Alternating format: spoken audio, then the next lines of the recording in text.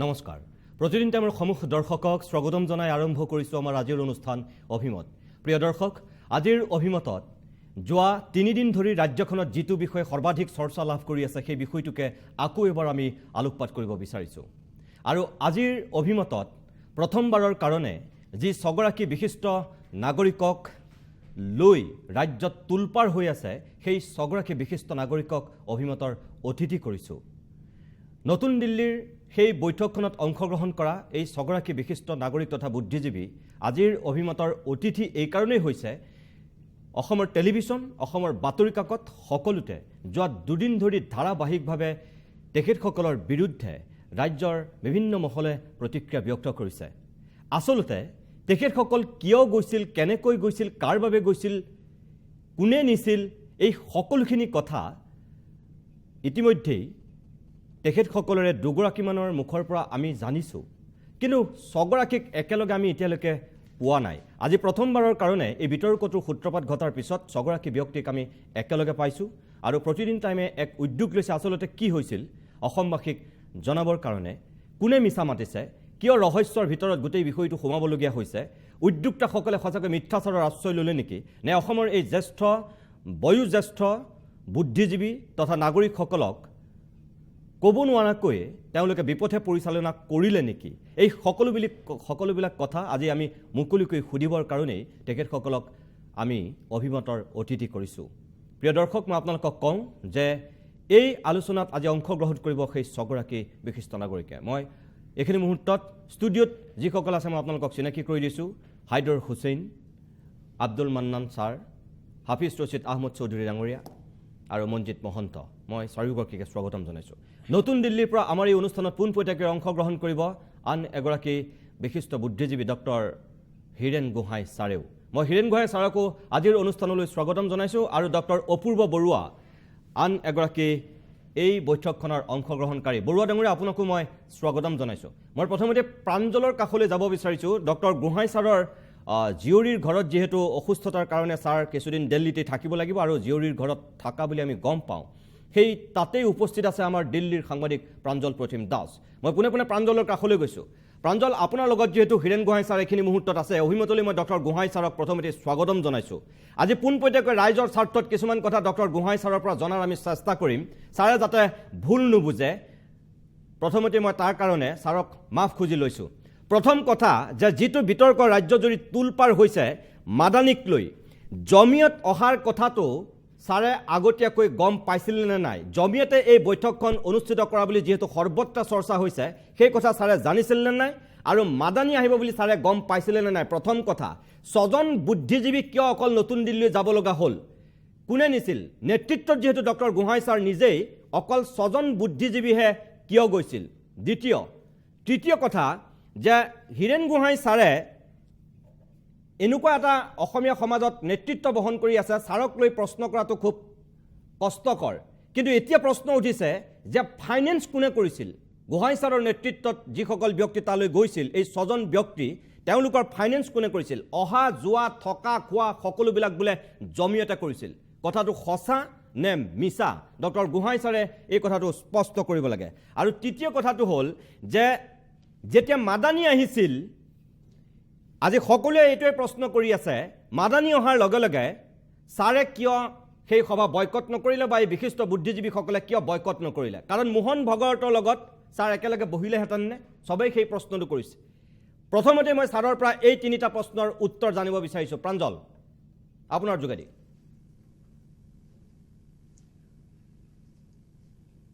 হয় নিতুমণি শইকীয়া আৰু এই মুহূৰ্তত আমি উপস্থিত আছো হীৰেন গোহাঁই ডাঙৰীয়াৰ লগত আৰু শেহতীয়াকৈ মাদানী সম্পৰ্কত অৰ্থাৎ মাদানী সম্পৰ্কত যি বিতৰ্ক হৈছিল সেই বিতৰ্ক সম্পৰ্কত আমি তেখেতে কি বক্তব্য ৰাখে সমগ্ৰ বিষয়টোত সেই বিষয়ে তেখেতৰ পৰা আমি তেখেতৰ বক্তব্য ল'ম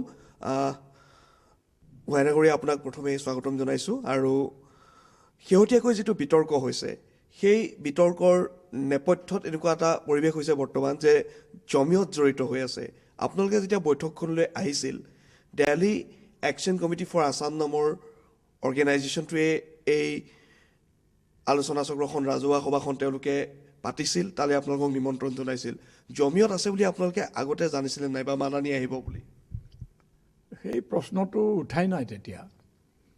আৰু মানে আমাক এখন অভিৱৰ্তনলৈ মাতা হৈছে, য'ত দিল্লীৰ বিশিষ্ট ৰাজনৈতিক নেতা, বুদ্ধিজীৱী, সাংবাদিক থাকিব।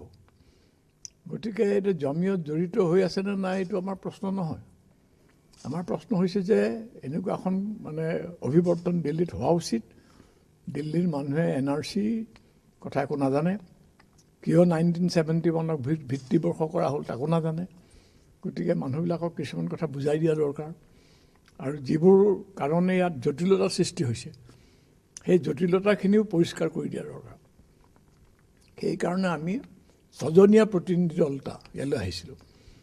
সেই 6জনক নিৰ্বাচন কৰিছিল গুৱাহাটীৰ এখন অভিৱৰ্তনে। তাৰ এইটো হীৰেণ গোহাঁইৰ ব্যক্তিগত কথা বুলি যিটো ঢক ফুটোৱা হৈছে, এইটো অত্যন্ত অসত্য আৰু অন্যায়। আমি গুৱাহাটীৰ এখন অভিৱৰ্তনৰ পৰা নিৰ্বাচিত প্ৰতিনিধি দল 6জন তাৰ সদস্য, মই তাত আছিলোঁ। আমি আহি পেলাই দিল্লীৰ এখন অভিৱৰ্তনলৈ আহিলোঁ, য'ত দিল্লীৰ বিশিষ্ট নাগৰিক, বুদ্ধিজীৱী আদি বক্তা হ'ব। আৰু তাৰ ফল শুভ হ'ব বুলি আমি আহিছোঁ। আৰু জমিয়ত জড়িত যদি থাকে, তাৰ অৰ্থ এইটো নহয় যে আমি জমিয়তৰ মুখপাত্ৰ। কোনোবা এখন মিটিং পাতিলে আমি তেওঁলোকৰ মুখপাত্ৰ হৈ যাম নেকি? সেইটোতো কথা নহয়। যদি Delhi action committee for Assam তেওঁলোকৰ লগত তেওঁলোকে যদি জমিয়তৰ পৰা কিবা সহায় লৈছে, তাৰ লগত আমাৰ মতামতৰ কোনো সম্পৰ্ক নাই। এইটো কিয় ধৰি লোৱা হ'ব মই এইটো বুজি নাপাওঁ। যে জমিয়তে যদি কিবা কিবি সহায় কৰিছে না মই নাজানো, যদি সহায় কৰে আৰু তাৰ ফলত আমাৰ মানে মতামত প্ৰভাৱিত হ'ব। মোক কোনেও এতিয়ালৈকে এনেকৈ প্ৰভাৱিত কৰা নাই, আৰু ভৱিষ্যতেও কৰিব নোৱাৰিব বুলি মোৰ ধাৰণা। গতিকে এই কথাটো মই অসমৰ ৰাইজৰ স্পষ্ট কৰি দিব খোজোঁ যে জমিয়তৰ লগত জমিয়তৰ মুখপাত্ৰ হৈ আমি দিল্লীলৈ অহা নাই। ধন্যবাদ। আমি এই যিখন বৈঠক আপুনি ইতিমধ্যে কৈছে জমিয়তৰ মুখপাত্ৰ হৈ আপোনালোক অহা নাই বা, কিন্তু অসমত এই সময়ত খুব এই কথাটো চৰ্চিত হৈ আছে যে প্ৰকৃততে কোনে ফিনেন্স কৰিছিলে, বা ইয়ালোকে প্ৰশ্নটো উত্থাপন হৈছে যে আপোনালোকক অহা যোৱা থকা মেলা গোটেইখিনি জমিয়তে বহন কৰিছে। এই কথাখিনি আচলতে কিমান দূৰ সত্য? জমিয়তে আমাৰ অহা যোৱা থকা মেলাৰ ব্যৱস্থা কৰা বুলি আমি নাজানো। আৰু কৰিলেই যে আমি তেওঁলোকৰ মুখপাত্ৰ হ'ম, সেইটো তেওঁলোকেও জানে যে আমি নহওঁ। জমিয়তৰো নিশ্চয় এটা স্পষ্ট ধাৰণা আছে। ইতিমধ্যে তেওঁলোকৰ লগত এবাৰ আমাৰ হৈছে তেনেকুৱা, যে আমি যি ধৰণে সভাখন পতা উচিত বুলি ভাবিছিলোঁ তেনেকৈ নপতাৰ কাৰণে আমি গুচি গৈছিলোঁ ইয়াৰ পৰা। গতিকে এইটো কথা নহয়, তেওঁলোকেও জানে যে এইকেইটা মানুহক প্ৰভাৱিত কৰিব নোৱাৰে। আৰু মানে কোনে ফাইনেন্স কৰিছে, এতিয়া ৰাজহুৱা কামত বিভিন্ন ধৰণৰ অনুষ্ঠানৰ পৰা, বিভিন্ন ব্যক্তিৰ পৰা কিবা কিবি সহায় লয় হয়তো। সেইটোৱে যে উদ্দেশ্যটো নষ্ট কৰিব লাগিব তেনেকৈ কিয় ভাবিব লাগে? ধন্যবাদ। এইখিনিতে আৰু এটা আছে যে আপুনি যিহেতু মাদানীয়ে যেতিয়া বক্তব্য ৰাখিছিল সেই সময়ত আপুনি শুধৰাই দিছিল, কিন্তু অসমবাসী ৰাইজৰ মাজত শেহতীয়াকৈ এটা প্ৰশ্ন উত্থাপন হৈছে যে সেই সময়তে যিহেতু আপুনি আছিলে, হাইদৰ হুছেইন ডাঙৰীয়াৰ দৰে ব্যক্তি আছিলে, মনজিৎ মহন্তৰ দৰে ব্যক্তি আছিলে, গতিকে তেনে সময়ত আপোনালোকে সেই সময়তে সভাখন বয়কট কৰা বা তাত হেৰি কৰাৰ কথাটো নাহিল কিয়? সেই ধৰণৰ কথা আচলতে সভাখন আমি কিয় বয়কট কৰিম? মাদানীয়ে যিখিনি কথা ক'লে তাৰ অৰ্থ এইটো নহয় যে তেওঁৰ বক্তব্যকে তাত গ্ৰহণ কৰা হ'ব। তেওঁ বিভিন্ন বক্তাৰ মাজত এজন বক্তা, আৰু শেষ পৰ্যন্ত তেওঁৰ কথাই এই অভিৱৰ্তনখনত বিশেষ গুৰুত্ব নাপালে। কিন্তু বোধহয় TRPৰ কাৰণেই, এই টেলিভিছন চেনেলবিলাকৰ কাৰণে তেওঁৰ কথাখিনি গুৰুত্বপূৰ্ণ, আৰু সেয়ে তেওঁৰ কথাতে গুৰুত্ব দিয়া হ'ল। আমাৰ কথা একেবাৰে মানে তাৰ পৰা কাটি উলিয়াই দিয়া হ'ল। কিন্তু আপুনি প্ৰতিবাদ কৰিছিলে সেই সময়ত? প্ৰতিবাদটো মই কৰিমেই, কাৰণ মানে আমি দেখিছিলোঁ যে মঞ্চত আমাক বহাই দিয়া হ'ল আৰু কেইজনমান বক্তা আহিবলৈ বাকী আছে। সেই সময়তে মাদানী দলে বলে আহি পেলাই উপস্থিত হ'ল। আৰু তেওঁ আমাৰ অসমৰ মানুহে নাজানে যে দিল্লীত তেওঁ এজন জনাজাত মানুহ, আৰু লাখ লাখ মুছলমানৰ প্ৰতিনিধি বুলি তেওঁক এটা ইয়াত সমীহ কৰা হয়, সেইটো কথা কিন্তু আমি দেখিছোঁ। গতিকে তেওঁক আনি পেলাই ওপৰত বহাই দিলে, কিন্তু তাৰ অৰ্থ তেওঁৰ ওচৰত বহাৰ অৰ্থ এইটো নহয় যে আমি একেধৰণৰ মতৰ প্ৰতিনিধি বা আমাৰ দুয়োটাৰে এটা মতৰ মিল আছে। আৰু তেওঁ যেতিয়াই অলপ আপত্তিজনক ধৰণৰ কথা ক'লে, লগে লগে মই উঠি প্ৰতিবাদ কৰিছোঁ। কিন্তু তেওঁ ওলাই আহি পেলাই কি ক'লে মই শুনা নাই নহয়, আৰু মই লোকৰ মুখতে শুনিছোঁ কিমান দূৰ সঁচা। এতিয়া টেলিভিশ্যনত শুনিছে আপুনি কথাকেইটা, মই টিভি ইমান নাচাওঁ। দ্বিতীয় ম্যানমাৰ হ'ব বা মই নহয়, দ্বিতীয় ম্যানমাৰ হ'ব বুলি মই থাকোঁতেই কৈছে, কিন্তু বাহিৰত বোলে আৰু কিছু বিস্ফোৰক মন্তব্য কৰিছে, যিবোৰ মই নিজ কাণে যিহেতু শুনা নাই, আনৰ কথা বিশ্বাস কৰিব লগা হৈছে। আৰু তেওঁ যদি এই ধৰণৰ সংঘৰ্ষৰ কথা কয়, আজিৰ পৰিস্থিতিত সেইটো বৰ বাঞ্ছনীয় নহয়। হয়, সেই কথাখিনি সম্পৰ্কত আপুনি কি কয়? তেওঁ যিখিনি কৈছিলে সেইখিনি আপুনি আজিতো মানি নলওঁ বুলি আপুনি কৈছে, কিন্তু তেওঁ এই মন্তব্যখিনি কিমান দূৰ প্ৰয়োজনীয় আছিলে সেই বৈঠকখনত, আপুনি কি ভাবে? নহয়, মই ভাবোঁ যে কথাটো আমি বস্তুনিষ্ঠভাৱে আৰু সকলো দিশ চালি জাৰি চাব লাগে, যাতে আমি নিৰপেক্ষ বস্তুনিষ্ঠ আমি এটা সিদ্ধান্তলৈ আহিব পাৰোঁ। তাত তেওঁ এই ধৰণৰ আৱেগপ্ৰৱণ উত্তেজনামূলক কথা কোৱাৰ মই কোনো যুক্তি দেখা নাছিলোঁ। আৰু সেইবোৰ অতিৰঞ্জিত যে ৰোহিংগীয়া মুছলমান নিচিনা অৱস্থা হ'ব অসমৰ মুছলিম মানুহৰ, এই কথা মই ভাবোঁ যে অতিৰঞ্জিত আৰু বিশ্বাসজনক নহয়, অথচ সেইটো এটা বেয়া মেছেজ কেৰি কৰিব পাৰে। সেইকাৰণে লগে লগে উঠি মই প্ৰতিবাদ কৰিলোঁ যে আমাৰ মতৰ লগত এই ধৰণৰ কথাৰ কোনো মিল নাই। তেওঁ ওচৰত বহি আছিল কাৰণে মই এইটো ক'বলৈ বাধ্য হ'লোঁ। কিন্তু মনত ৰাখিবা তোমালোকে যে এই কাৰবাৰটো প্ৰথম আৰম্ভ কৰিছে চৰকাৰে। প্ৰতীক হাজেলাই কৈছে যে মই এইখন এইবোৰ ৰোল যিটো এই নিৰ্বাচিত প্ৰকৃত নাগৰিকৰ মই তালিকা যেতিয়া দাঙি ধৰিম, অসমত ল' এণ্ড অৰ্ডাৰ চিটুৱেশ্যন হ'ব। তাৰপিছত দিল্লীৰ হোম মিনিষ্ট্ৰী, অসম গভৰ্ণমেণ্ট চবেই হুলস্থুল লগাই দিলে যে এইবোৰত হুলস্থুল হ'ব, গণ্ডগোল হ'ব, আমি তাত আৰ্মি পঠাম, ছিকিউৰিটি ফ'ৰ্চ পঠাম। গণ্ডগোলটো আৰম্ভ কৰিছে চৰকাৰে। যদি তেওঁলোকে ভাবে যেনেকুৱা সম্ভাৱনা আছে, তালৈ মনে মনে তেওঁলোকে সেনা বাহিনী, নিৰাপত্তা ফৌজ পঠিয়াই দিব পাৰে, সেইটো তেওঁলোকৰ কৰ্তব্য। কিন্তু মানুহক ভয় খোৱাৰ সেইটো কাৰণটো কি? অৰ্থাৎ মানুহক অলৰেডি ইতিমধ্যে শংকিত কৰি, উত্তেজিত কৰি এটা পৰিস্থিতিৰ সৃষ্টি কৰাৰ ব্যৱস্থা কৰা। প্ৰাঞ্জল, মই আৰু এটা কথা ছাৰৰ পৰা এই মুহূৰ্তত জানিব বিচাৰিছোঁ। ছাৰে আৰম্ভণিতে কৈছে যে জমিয়তৰ সন্দৰ্ভত নজনাৰ কথাটো যিটো কথা কৈছে, ইয়াৰ পূৰ্বে হাইদৰ হুছেইন মনজিত মহন্তক এই ষ্টুডিঅ'লৈ আনি মই সুধিছিলোঁ, তেতিয়াও এটা কথা এখেতসকলে কৈছিল যে তেখেতসকলক নিজে নিজে আহিছিল আৰু আহিব বিচাৰিছিল, পৰৱৰ্তী সময়ত তেওঁলোকক আমন্ত্ৰণ দিয়া হৈছিল, আগতীয়াকৈ তেওঁলোকে কি ক'ব সেয়াও নিৰ্দিষ্ট কৰি দিয়া হৈছিল। ছাৰে এতিয়া যিটো কথা ক'লে, ছাৰেও গম নোপোৱা বুলি কৈছে আগতীয়াকৈ, কিন্তু তেওঁ যেতিয়া আহিল, তাৰপিছত এই বিতৰ্কটো হৈছে। এতিয়া ইয়াত RSS বা বিজেপি বা আনকি ডক্টৰ হিমন্ত বিশ্ব শৰ্মাৰ দৰে নেতাসকলে ডক্টৰ গোহাঁই ছাৰক পোনপটীয়াকৈ তেওঁলোকে সমালোচনা কৰিছে বা আক্ৰমণৰ লক্ষ্য কৰি লৈছে।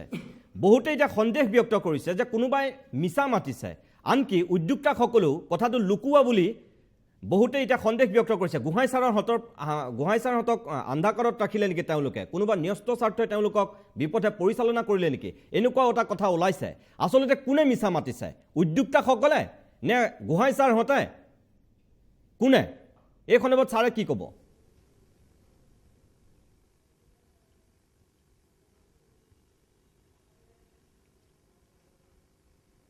হয়, এইখিনিতে আৰু এটা প্ৰশ্ন আহিছিলে। এটা কথা কোৱা হৈছে, কালিও আপোনালোকৰ লগত যিকেইজন বক্তা আছিলে তেওঁলোকেও স্পষ্ট কৰিছে যে আৰছাদ মাদানী আপোনালোকে আগতে আহিব বুলি গম পোৱা নাছিল। সেই কথাটো আপোনালোককেইজনে জনা নাছিল, বা Delhi action committee for Assam যিখন আছিলে তেওঁলোকে আপোনালোকক অৱগত কৰোৱা নাছিল। কিন্তু আমি যিখিনি খবৰ পাইছোঁ, বা মই নিজেও ব্যক্তিগত সাংবাদিক, মোলৈ যিখন আহ্বান কৰা হৈছিলে, মোক কিন্তু জমিয়তে মাতিছিলে, য'ত আপোনাৰ নাম আছে, আৰছাদ মাদানীৰ নামো আছে। আনকি গতিকে এই গোটেই বিষয়টোৰ ক্ষেত্ৰত কিবা কথা লুকুৱাব বিচৰা হৈছে নেকি, বা আপোনালোকে এনেকুৱা এটা ধাৰণা আছে যে গম পায়ো গম নোপোৱাৰ নিচিনা এটা পৰিৱেশৰ সৃষ্টি হৈছে নেকি? এইটো আমাৰ লুকুৱাৰ কোনো কথা নাই। আন কোনোবাই লুকুৱাব পাৰে। আৰু জমিয়তে কিয় নিমন্ত্ৰণ পত্ৰখন দিব লগা হ'ল সেইটো মই বুজি পোৱা নাই। হয়তো জমিয়তে ভাবিছিল যে মাদানী তালৈ যাব, তেওঁ মানে জমিয়তৰ এজন বিশিষ্ট নেতা, গতিকে তেওঁৰ কথা শুনাবলৈ হয়তো প্ৰেছক মাতি পঠাইছিল। আৰু তেওঁ সকলোকেতো মতা নাই, প্ৰেছৰ মানুহক মাতিছে তেওঁৰ বক্তব্যখিনি শুনাবৰ কাৰণে। তাৰ লগত কিন্তু আমাৰ কোনো সম্পৰ্ক নাই। আৰু আমি জানা নাজানাৰ প্ৰশ্নটো অবান্তৰ, সম্পূৰ্ণ অবান্তৰ। আমাক এখন বিশেষ উদ্দেশ্য লৈ পেলাই এখন অভিৱৰ্তনলৈ মতা, আমাৰ সেইখন নিমন্ত্ৰণ পত্ৰ তোমালোকে দেখিছা নাই? দেখিছোঁ। তাততো জমিয়ত কথা নাই, তাত কুলদীপ নায়াৰ কথা আছে, যোগেন্দ্ৰ যাদৱৰ কথা আছে, সীতাৰাম য়েচুৰীৰ কথা আছে।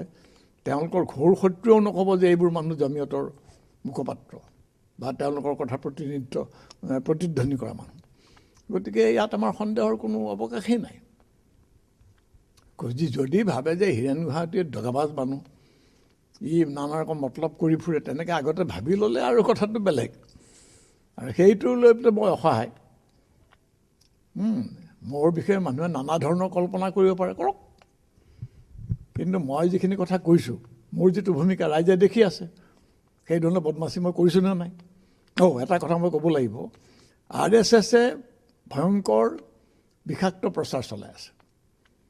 কোনোবা এজন RSSৰ সদস্য নে নেতাই DY 365 নামৰ চেনেল এটাৰ টক শ্ব'ত বোলে কৈছে যে 1982 চনত, 1983 চনত, 1985 নে 86 চনত মই অসম আন্দোলন আৰু তাৰপিছত অসম চুক্তিৰ বিৰুদ্ধে মাদানীৰ লগত একেলগে মিটিং কৰিছোঁ। মই জমিয়তৰ নাম 1982 চনত বোধহয় শুনাই নাছিলোঁ, মাদানী নামেই শুনা নাছিলোঁ। আৰু জমিয়তৰ লগত অসমৰ বাহিৰত মই কোনো মিটিং কৰা নাই। আৰু ইয়াৰ পৰাই RSSৰ ভয়ংকৰ যিটো ফাঁকিবাজি, তেওঁলোকৰ অপপ্ৰচাৰৰ এটা আভাস ৰাইজে পাব যে মই কোনো দিনেই প্ৰাঞ্জল জমিয়তৰ লগত অসমৰ। প্ৰাঞ্জল, মই অনুগ্ৰহ কৰি অকণমান ৰখাব লাগিব। মই ছাৰৰ লগত আপুনি থাকক, মই আকৌ আপোনালোকৰ কাষলৈ যাম। যিহেতু আটাইকেইগৰাকী ব্যক্তিক আজিৰ অভিমতৰ অতিথি কৰিছোঁ, গোটেইকেইগৰাকী ব্যক্তিৰ আমি বক্তব্য আজি সংগ্ৰহ কৰিব লাগিব।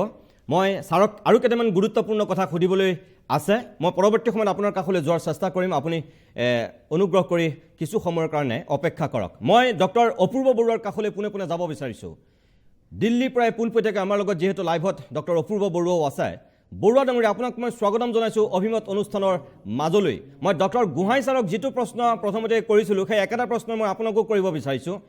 আপোনালোকৰ থকা খোৱা অহা যোৱা সকলো ব্যৱস্থা জমিয়তে কৰা বুলি যিটো কথা ওলাইছে, সঁচা নে মিছা?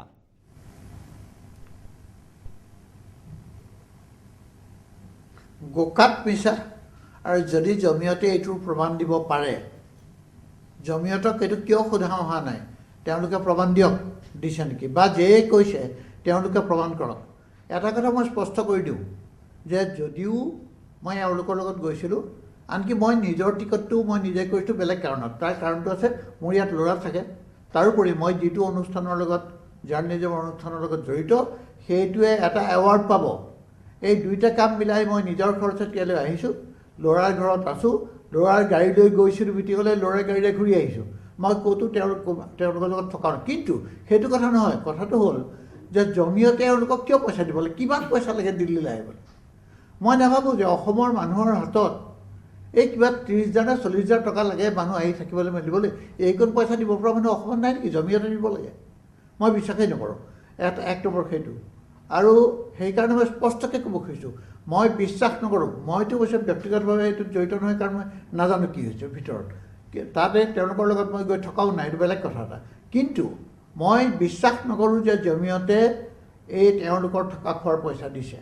জমিয়তে মোৰ ধাৰণা তেওঁলোকৰ কোনো গৰজ পৰা নাই। কাৰণ কি, এইটোও জানে মনজিৎ মহন্তৰ কথা বাৰু বেলেগ, অকণমান কম ওজনৰ হেৰি, কিন্তু হীৰেণ গোহাঁইক জমিয়তে পইচা দি কিনিব, এইটো মই নাভাবোঁ।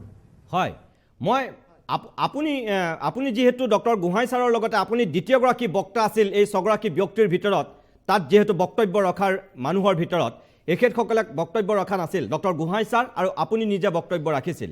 মোৰ কথা হ'ল, আৰছাদ মাদানীৰ বক্তব্যটোক লৈ এতিয়া বিতৰ্ক হৈছে আপুনি তাত কি ক'লে অসমৰ মানুহে নাজানে ডক্টৰ গোহাঁই ছাৰে তাত কি ক'লে অসমৰ মানুহে নাজানে বা বাকীসকল যোগেন্দ্ৰ যাদৱকে ধৰি যিসকল ব্যক্তি তালৈ আহিছিল তেওঁলোকে কি ক'লে সেয়া সংবাদ মাধ্যমত এতিয়া ওলোৱা নাই আপুনি তাত কি কৈছিল সেইখন নামত মই সুধিম কিন্তু তাৰ আগতে মই এইটো জানিব বিচাৰিছোঁ আৰছাদ মাদানীৰ সেই বক্তব্যটো যেতিয়া আপোনালোকৰ সন্মুখত তাত দিছিল গোহাঁই ছাৰে মৃদুকৈ প্ৰতিবাদ কৰা বুলি কৈছে আপুনি তেতিয়া কি কৰিছিল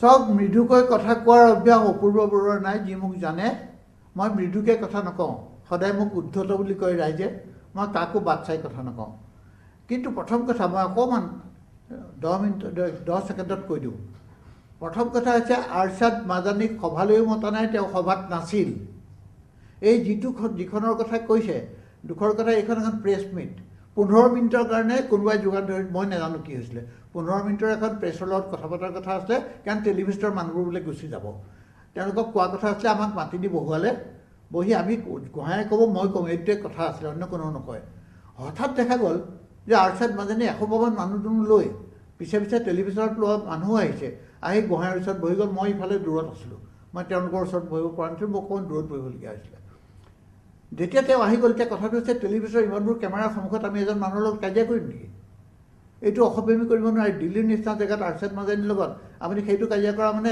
আকৌ সেইটো এটা ভয়ংকৰ ইছ্যু হ'লহেঁতেন গতিকে আমি তেওঁ ক'ৰ পৰা আহিলে কি ক'ব একো নাজানো আহিছে তেওঁ ক'লে আৰু উল্টা পাল্টা কথা ক'লে গোহাঁইটো তেওঁ নিজৰ গোহাঁই মই ক'ব লাগিব ডক্টৰ গোহাঁই বহুত পুৰণা মোৰ চিনাকি মানুহ মোতকৈ বহুত ডাঙৰ তথাপিও বন্ধুৰ নিচিনা এসময়তে ডিব্ৰুগড়ত থাকোঁতে বহুত সম্পৰ্ক আছিল তেখেতে যিটো সুৰত কৈছে মই তেনেকুৱা সুৰত কথা নকওঁ তেখেতে ভালকৈ কৈছে কিন্তু কাটি দিছিলে কথাবোৰ মই থিয় হৈ লৈ তেতিয়া তেওঁক গালি পাৰিছোঁ আৰু টানকৈ কৈছোঁ দুখৰ কথাটো হৈছে চেনেলবোৰে আমাৰ বক্তব্য তেওঁলোকৰ হাতত কি নাই নেকি তেওঁলোকে কিয় নেদেখুৱাই অকল মাদানী TRP বঢ়াবৰ কাৰণে কৰিছে নেকি মই বৰ দুখ পাইছোঁ এইটো কথাত যে আমি 4জন মানুহে তাত কথা 2জন মানুহে কথা ক'লোঁ যোগেন্দ্ৰ যাদৱক মই মতাই আনিছিলোঁ এই মানুহবোৰে মোক সুধিছিলে যেতিয়া মোক মাতিলে তেওঁলোকৰ এজনে মোক ফোন কৰি কোনোবা নামটো পাহৰিলোঁ কোনোবা এজন ল'ৰাই সুধিছিলে যে ছাৰ আৰু কাক পাতিব পাৰে মই ক'লোঁ যোগেন্দ্ৰ যাদৱক মাতা কাৰণ যোগেন্দ্ৰ যাদৱ মোৰ অকল বন্ধু নহয় প্ৰায় ছাত্ৰৰ নিচিনা একেলগে এসময়ত চিফলজি কৰিছোঁ 96ৰ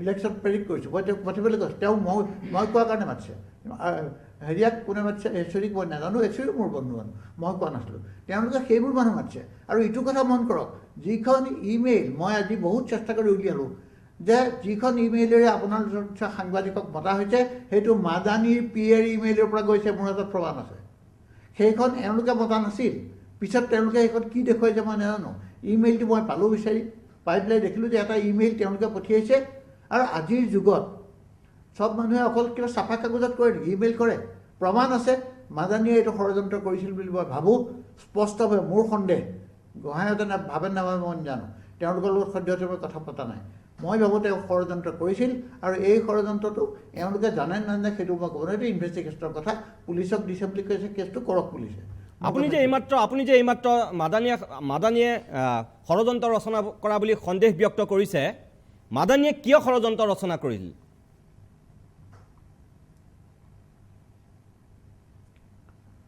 তেনেই সহজ কথা মই ভাবোঁ যে সকলো কি বুলি কয় আপোনাৰ কমিউনেল অসমীয়াত নাম শব্দটো পাহৰি গৈছে যে সাম্প্ৰদায়িক শক্তি যিবোৰ কমিউনেল ফ'ৰ্চে যে আমাৰ দেশখনত অসমত বিশেষকৈ বিভাজন ঘটাই নাগৰিকপঞ্জীক পিছুৱাই দিব খুজিছে সাম্প্ৰদায়িক ৰাজনৈতিক শক্তিয়ে নাগৰিকত NRCৰ কামটো পিছুৱাই দিব খুজিছে বাধা দিব খুজিছে সেইবোৰ মানুহে এইটো ষড়যন্ত্ৰ কৰিব এইটো মই নকওঁ যে সেইটো অকল RSSৰ মানুহে কৰিব সেইটো মাদানীহঁতৰ নিচিনা মানুহেও কৰিব পাৰে কাৰণ এছাম মুছলমানে বিচাৰে এছাম গোটেইবোৰ নহয় তাতে হাইদৰ নিচিনা মুছলমানো আছে যি NRC আপোনালোকে জানে নে আপোনালোকে জানে যে আমি এই গ্ৰুপটোৱে আজি বহুত দিন ধৰি গভৰ্ণৰক লগ ধৰিছোঁ প্ৰতীক হাজেলাৰ ওচৰলৈ আমাৰ দাবী অকল এটাই NRC সুপ্ৰিম কোৰ্টৰ অধীনত হ'ব লাগে এটা লাইনো ইফাল সিফাল হ'ব দিব নোৱাৰি সেইটোৱে কৈ আছিলোঁ আমি গতিকে আমাৰ নিচিনা মানুহৰ মুখ বন্ধ কৰি দিয়াৰ এটা প্ৰচেষ্টা চলিব এইটো মাদানীয়ে কৰিবও পাৰে নকৰিব মই নকৰোঁ মই সন্দেহ কৰিছোঁ মই ভাবোঁ পুলিচে ইনভেষ্টিগেট কৰিব লাগে আৰু ইটো কথা হৈছে মই ভাবোঁ যে যিসকল গোড়া হিন্দুত্ববাদী আছে তেওঁলোকেও এইটো কৰিব যাতে আমাৰ মুখ বন্ধ কৰিব পাৰে মনত ৰাখিব অসমৰ প্ৰতিবাদী সত্তাৰ আটাইতকৈ ডাঙৰ মুখ যাৰ আছিল সি জেলত আমি অকণমান দপদপাই আছোঁ কাৰণে আমাৰ মুখ বন্ধ কৰিব পাৰিলে ভাল যিকোনো উপায়েৰে বদনাম কৰি হওক ধমকি দি হওক জেললৈ পঠিয়াই হওক চেষ্টাটো কৰিবই যিকোনো ৰাজনৈতিক মুনাফাখোৰ বুলি কওঁ মানুহক এনেকুৱা বহুত মানুহ আছে এইবোৰ মানুহৰ মই নামো নলওঁ তেওঁলোকৰ লগত মই তৰ্কত লিপ্ত কিন্তু মই আপোনাক কৈছোঁ যে আপোনালোকে কৈছে মোহন ভাগৱতৰ লগত বহিব নেকি মই বহিম কাৰণ মোৰ কাম হৈছে কি মই এজন আপোনালোকে বুদ্ধিজীৱী বুলি কোৱা শব্দটো বেয়া পাওঁ মই যি গুৰুৱে মোক শিকাইছিলে তেওঁ শিকাইছিলে তোমাৰ ইণ্টেলেকচুৱেল কিবা কাম হৈছে challenge whatever is before you মই সেই কামটোৱে গোটেই জীৱন কৰিছোঁ যে সত্তাত থাকে তাৰ বিৰুদ্ধে কৰিছোঁ ইন্দিৰা গান্ধী জেললৈ গৈছোঁ 18 মাহ কংগ্ৰেছৰ বিৰুদ্ধে কৰি আৰু গোটেই ইমাৰ্জেঞ্চি জেল তাৰ আগতেও জেললৈ গৈছোঁ এতিয়া আকৌ তেওঁলোকে যদি মোক জেলত ভৰাই দিয়ে মোক ক'ব লাগে সত্তাৰ বিৰুদ্ধে কৰাটো মোৰ কাম তেতিয়া সত্য উদ্ভৱ হ'ব সমাজত বুলি মই ভাবোঁ গতিকে মাদানীয়ে বহিছে কোনটো আহিছে মাদানী কিন্তু মাদানী থকা নাই ন পলাই গ'ল কিয় মানুহটো উভতি ধৰাত আমি দুজনে এই মানুহটো পলাই গ'ল মই নেদেখে তই কেনে গ'ল মানুহটো পলাই বাহিৰত গৈ পেলাই ডাঙৰ ডাঙৰ কথা কৈছে মাৰিম কাটিম তাৰ ভিতৰত কিয় আৰু তাৰপিছত সভাখনতো তেওঁক মতা নাই এইটো প্ৰমাণ হৈ গ'ল কাৰণ সভাত তেওঁ বক্তৃতা দিয়া নাই বক্তৃতা দিছে হীৰেণ গোহাঁই মই দিয়া কথা আছিলে কিন্তু লগে লগে ইছুৰীয়ে অনুৰোধ কৰিলে মোক কৈছে ভাই মোক যাব লাগিব মই ঠিক আছে কোৱা সি 2 নম্বৰত কৈছে 3 নম্বৰত প্ৰয়োগ কৰিছে 4 নম্বৰত যোগেন্দ্ৰ যাদৱে কৈছে চাওক সেইখন সভা সেই সভাৰ বিষয়ে অসমত একো আলোচনা নহয় আলোচনা হৈছে কেনেকৈ মাদানী অনিমন্ত্ৰিত আহিছে হি ইনভেডেড আ press conference and made his statements যদি কাৰোবাৰ লগত তেওঁ ষড়যন্ত্ৰ কৰিছে আমাৰ পিছলৈ মই নাজানো আৰু মই তালৈ গৈছিলোঁ অকল এইটো কাৰণতে যে কেতিয়াবা ল'ৰা ছোৱালীয়ে এটা চেষ্টা কৰিছে আমি ছাত্ৰ ছাত্ৰী শিক্ষক শিক্ষয়িত্ৰী কলেজৰ মাষ্টৰবোৰ পঢ়াওঁ ৰিফ্ৰেচাৰ কোৰ্চত এটা তেওঁলোকৰ প্ৰতি মৰম আছে মাতিছিলে গৈছিলোঁ আৰু গুৱাহাটীৰ অভিৱৰ্তনে মোক জোৰকৈ পঠাইছিলে মই আপোনাক কওঁ নিতুমণি মই কওঁ যে সেইদিনাখন মই নাযাওঁ বুলি কৈছিলোঁ 2টা কাৰণত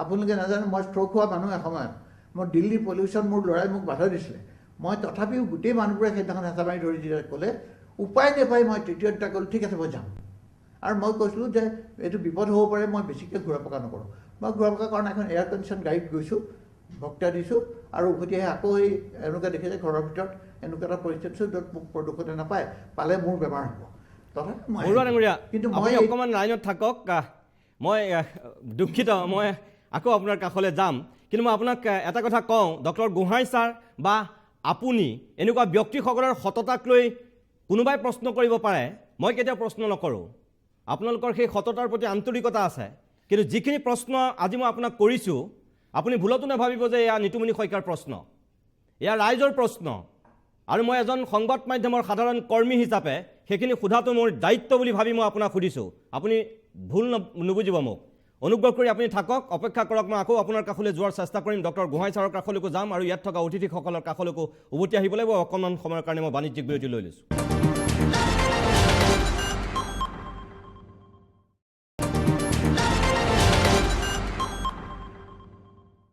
কিছু সময় বাণিজ্যিক বিৰতিৰ পিছত আমি উভতি আহিছোঁ অভিমতৰ পৰৱৰ্তী অংশলৈ ইতিমধ্যে আপোনালোকে গম পাইছে আজিৰ অভিমতত ৰাজ্যখনৰ ছগৰাকীকৈ বিশিষ্ট ব্যক্তিক আমি অতিথি কৰিছোঁ সেইসকলক অতিথি কৰিছোঁ যিসকল নতুন দিল্লীলৈ গৈছিল এখন বিশেষ বৈঠকত অংশগ্ৰহণৰ বাবে মাদানীৰ উপস্থিতিত এটা বিতৰ্কিত মন্তব্য কৰাৰ পিছত যিকেইজন ব্যক্তি যোৱা 3 দিন ধৰি ৰাজ্যখনৰ আটাইতকৈ চৰ্চিত ব্যক্তি হৈ আছে সেই ছগৰাকী বিশিষ্ট নাগৰিক তথা বুদ্ধিজীৱীকে আজিৰ অভিমতৰ আমি অতিথি কৰিছোঁ ডক্টৰ হীৰেণ গোহাঁই আৰু ডক্টৰ অপূৰ্ব বৰুৱাৰ বক্তব্য আমি শুনিলোঁ এইবাৰ আমি বক্তব্য জানিব বিচাৰিছোঁ অধ্যাপক আব্দুল মান্নান ডাঙৰীয়াৰ পৰা আপুনিও এগৰাকী সদস্য আছিল যিখিনি কথা এতিয়া ওলাইছে এই যিটো বিতৰ্কৰ সূত্ৰপাত হৈছে কিয় হোৱা বুলি আপুনি নিজে অনুভৱ কৰে এই বিতৰ্ক বৰ আনফৰ্চুনেট আচলতে এইটো এতিয়া আমি যে 6জন মানুহ ইয়াৰ পৰা গৈছোঁ দিল্লীলৈ এইটো নতুন কথা নহয়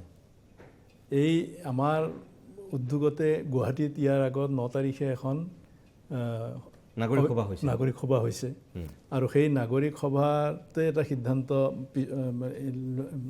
লৈছে হীৰেণ গোহাঁই ছাৰে কৈছে ইতিমধ্যে যে এইকেইজন মানুহ দিল্লীত আমি এটা আমন্ত্ৰণ পাইছোঁ গতিকে এইকেইজন মানুহ যাব লাগে সেই হিচাপে আমি গৈছোঁ এতিয়া কথাটো হৈছে প্ৰশ্নটো এইটো হ'ব পাৰে যে আপোনালোকে কিয় গৈছে বা আপোনালোকে 9 তাৰিখে কিয় গুৱাহাটীত অভিৱৰ্তন পাতিছে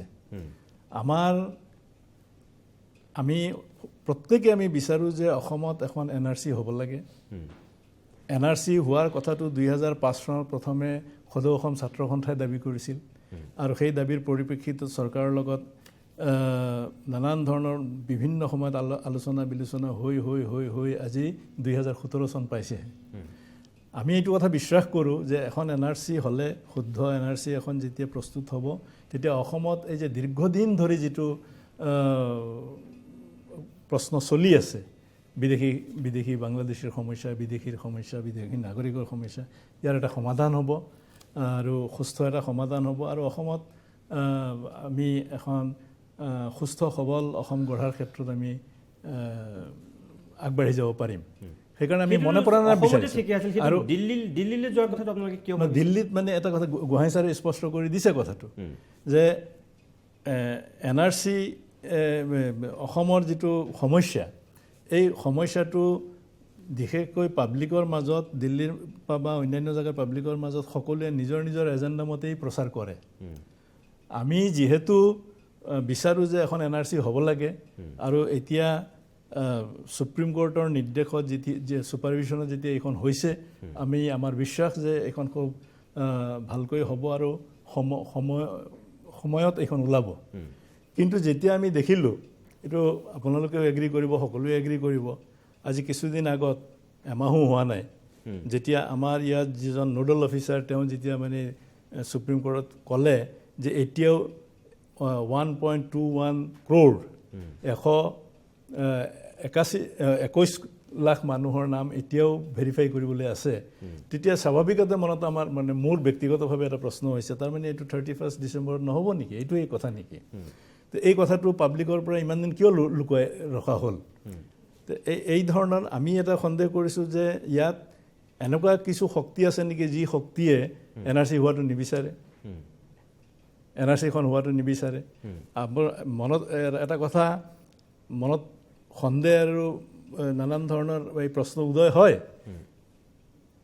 আমি সকলোৱে জানো যে 2014 চনৰ এটা নিৰ্দিষ্ট তাৰিখলৈকে অসমত নহয় ভাৰতবৰ্ষত নেইবাৰিং যিকোনো কাণ্ট্ৰিৰ পৰা এটা ধৰ্মৰ বাহিৰে বাকী যিকোনো মানুহ যদি তাৰ সংখ্যালঘুসকল যদি আহে ইয়াত নাগৰিকত্ব দিয়া হ'ব এনেকুৱা এখন বিধেয়ক উত্থাপন কৰিবলৈ বা পাছ কৰিবলৈ ইয়াত প্ৰচেষ্টা এটা চলি আছে। আৰু যিটো কথা অসমৰ চিন্তা কৰা, অসমৰ বাবে চিন্তা কৰা, অসমৰ হিতৰ বাবে চিন্তা কৰা, অসমৰ সমাজ জীৱনক সুসংহত কৰি ৰখাৰ কাৰণে যিসকল উদ্গ্ৰীৱ বা যিসকল মানে কমিটেড তেওঁলোকে প্ৰত্যেকেই এইটো আপত্তি কৰিছে। কিন্তু আমাৰ এটা সন্দেহ হৈছে, মোৰ বিশেষকৈ এটা সন্দেহ হৈছে যে সেই উদ্দেশ্যটো সফল কৰিবৰ কাৰণে কোনো ভেষ্টেড ইণ্টাৰেষ্টে NRCখনৰ প্ৰক্ৰিয়াটো পিছুৱাই দিব বিচাৰিছে নেকি? সেইকাৰণে আৰম্ভণিৰে পৰা NRCখন হ'ব লাগে এই কথাটোতো মই অটল আছিলোঁ আৰু সেই ইয়াতো মোৰ আৰু দৃঢ় হৈছে। আৰু য'তে মই সুবিধা পাইছোঁ, য'তে মোৰ এই বক্তব্য ৰাখিবলৈ মই সুবিধা পাইছোঁ তাতে মই দৌৰি গৈছোঁ। গুৱাহাটীতো যিখিনি মেল মিটিং যোনেই কৰিছে, মূল কথাটো এইটোৱে ক'ব বিচাৰিছে যে দিল্লীত গৈ পেলাই আৰু অধিক সহায়ক হওক বুলি যাত্ৰা কৰিছে। সেইটোৱে। কিন্তু এতিয়া ওলোটাটো হৈছে এই সভাখনৰ যিটো নহয়, এইটো ওলোটাটো হৈছে এটা কথা, ওলোটা কৰোৱা হৈছে। কাৰণ আপোনালোকৰ এই ছিষ্টাৰ অৰ্গেনাইজেশ্যন, আপোনাৰ চেনেলৰ ছিষ্টাৰ অৰ্গেনাইজেশ্যন প্ৰতিদিন কাকত, এই প্ৰতিদিন কাকতৰ 14 তাৰিখে দিল্লী মিটিঙৰ যি বাতৰি ওলাইছে, সেই বাতৰিত যিখিনি তাততো সাংবাদিক আছে, সেই সাংবাদিকে নিশ্চয় এই বাতৰি ইয়াত পঠিয়াইছে, আপোনালোকে উলিয়াইছে, অন্যান্য পেপাৰটো ওলাইছে, বিভিন্ন পেপাৰত বিভিন্ন ধৰণে ওলাইছে। কিন্তু প্ৰতিদিনৰ নিউজটো মই ভালকৈ পঢ়িছোঁ আৰু আজিও মই এইটো চাই আহিছোঁ, মই জেৰক্স কৰি আনিছোঁ আপোনালোকৰ মানে ইয়েটো। তাততো মই মাদানী বোলা ব্যক্তিজনৰ যি বক্তব্য, এই বক্তব্যত সাংঘাতিক ধৰণৰ কথা মানে সেই সভা ঘৰত আমি শুনাটো নাই। এই পেপাৰখনত যি 14 তাৰিখে যিটো নিউজ ওলাইছে তাত কিন্তু মানে এইবিলাক কথা নাই, কেৱল হেডলাইনত কিবা কিবি কথা কিছুমান আছে। মোৰ এটা ধাৰণা হৈছে যে এই দিল্লী এটা অযথা বিতৰ্কৰ সৃষ্টি কৰি মূল যিটো কথা সেইটোৰ পৰা মানুহৰ দৃষ্টি আঁতৰাই নিবৰ কাৰণে এটা বিতৰ্কৰ সৃষ্টি কৰা হৈছে নেকি, এইটো মোৰ সন্দেহ। আই মে বি প্ৰুভ ৰং, সেইটো বেলেগ কথা, কিন্তু মোৰ এটা সন্দেহ হৈছে। আৰু আজি আপোনাৰ ইয়াত অহাৰ আগতে অলপ শুনিছোঁ যিটো যে দিল্লীৰ পৰা কোনোবাই কৈছে বোলে যে এইটো NRC পাব্লিছ কৰাৰ প্ৰক্ৰিয়াটো আৰু ছমাহ পিছুৱাই যাব। এইটোৰ পিছত এই কথাটো ক'ব লাগিব মহামান্য উচ্চ ন্যায়ালয়ে উচ্চতম ন্যায়ালয়ে কিন্তু সেইটো নকৈ পেলাই চৰকাৰ পক্ষৰ পৰা কোনোবাই কৈছে এই কথাটোতে আমাৰ এটা সন্দেহ হৈছে যে ইয়াত এটা গভীৰ ষড়যন্ত্ৰ হয়তো সোমাই থাকিব পাৰে যাতে NRC প্ৰক্ৰিয়াটো পিছুৱাই দিয়াৰ চৰকাৰে সেইটো ন্যায়ালয়ক জনাইছে মানে 31 ডিচেম্বৰত যে সহজ নহ'বগৈ চৰকাৰে সেইটো ন্যায়ালয়ক জনাইছে আৰু তাৰোপৰিও এতিয়া আজি যিটো কথা কোৱা হৈছে প্ৰথম কথা এটা হৈছে ইয়াত ক'ৰবাত মোৰ মানে হঠাৎ কাণত পৰা মোৰ মনত পৰিল যে মোহন ভাগৱত আৰু মাদানী মোহন ভাগৱতৰ মিটিঙত ছাৰ গ'লহেঁতেন নাই এতিয়া মাদানীৰ মিটিঙত যে গৈছে এতিয়া সেই কথাটো সেইটো ছাৰৰ বক্তব্য ছাৰে ক'ব কিন্তু মই এটা কথা ক্লিয়াৰিফাই কৰিব বিচাৰিছোঁ যে মোহন ভাগৱতে যিটো সংগঠনক ৰিপ্ৰেজেণ্ট কৰে আৰু মাদানীয়ে যিটো সংগঠনক ৰিপ্ৰেজেণ্ট কৰে মাদানীৰ সংগঠনৰ এটা ঐতিহ্য আছে 1919 চনত তেওঁলোকৰ সংগঠনৰ জন্ম হৈছিল আৰু তেতিয়াৰ পৰাই তেওঁলোকে স্বাধীনতা আন্দোলনৰ লগত জড়িত আছিল আৰু বহুত ছেক্ৰিফাইচ তেওঁলোকে কৰিছে এইটো হিষ্ট্ৰীয়ে ক'ব এইটো বুৰঞ্জীয়ে ক'ব এইটো মোৰ কথা নহয় কিন্তু মোহন ভাগৱত যিটো সংগঠনৰ লগত জড়িত তেওঁলোকে কিন্তু স্বাধীনতা আন্দোলনৰ বিৰোধিতা কৰিছিল গতিকে এই দুইটা সংগঠন বা দুইজন মানুহক একত্ৰিত কৰি চোৱাটো কথা নহয় মই কিন্তু ব্যক্তিগতভাৱে আপুনি যিটো কথা কৈছে সেইটো মই মানো সেইটো মই মানিছোঁ কিন্তু ছাৰ মানুহে ওলোটাকো ক'ব আপুনি আৰছাদ মাদানীৰ আপুনি দেউতাকৰ কথা যিধৰণে ক'লে স্বাধীনতা সংগ্ৰামী বুলি ঠিক একেদৰে সেইজন আৰছাদ মাদানীৰ পৰৱৰ্তী কালৰ যিখিনি ভূমিকা বা অসম সন্দৰ্ভত তেওঁ বিগত যিখিনি ভূমিকা আপুনি দেউতাকৰ লগত তুলনা কৰি পেলাই যদি এটা চকুৰে চাই পেলাই কথাখিনি কয় তেতিয়াহ'লে ভুল কোৱা হ'ব তেওঁ যিখিনি বিগত সময়ৰ ভূমিকা সেইখিনিতো আপুনি ক'ব লাগিব দেউতাকৰ অৱদানেৰে তেওঁক সঁচালেতো নহ'ব মই কোনো অৱস্থাতে আৰছাদ মাদানীক সমৰ্থন কৰা নাই হয় আৰছাদ মাদানীয়ে যিখিনি কথা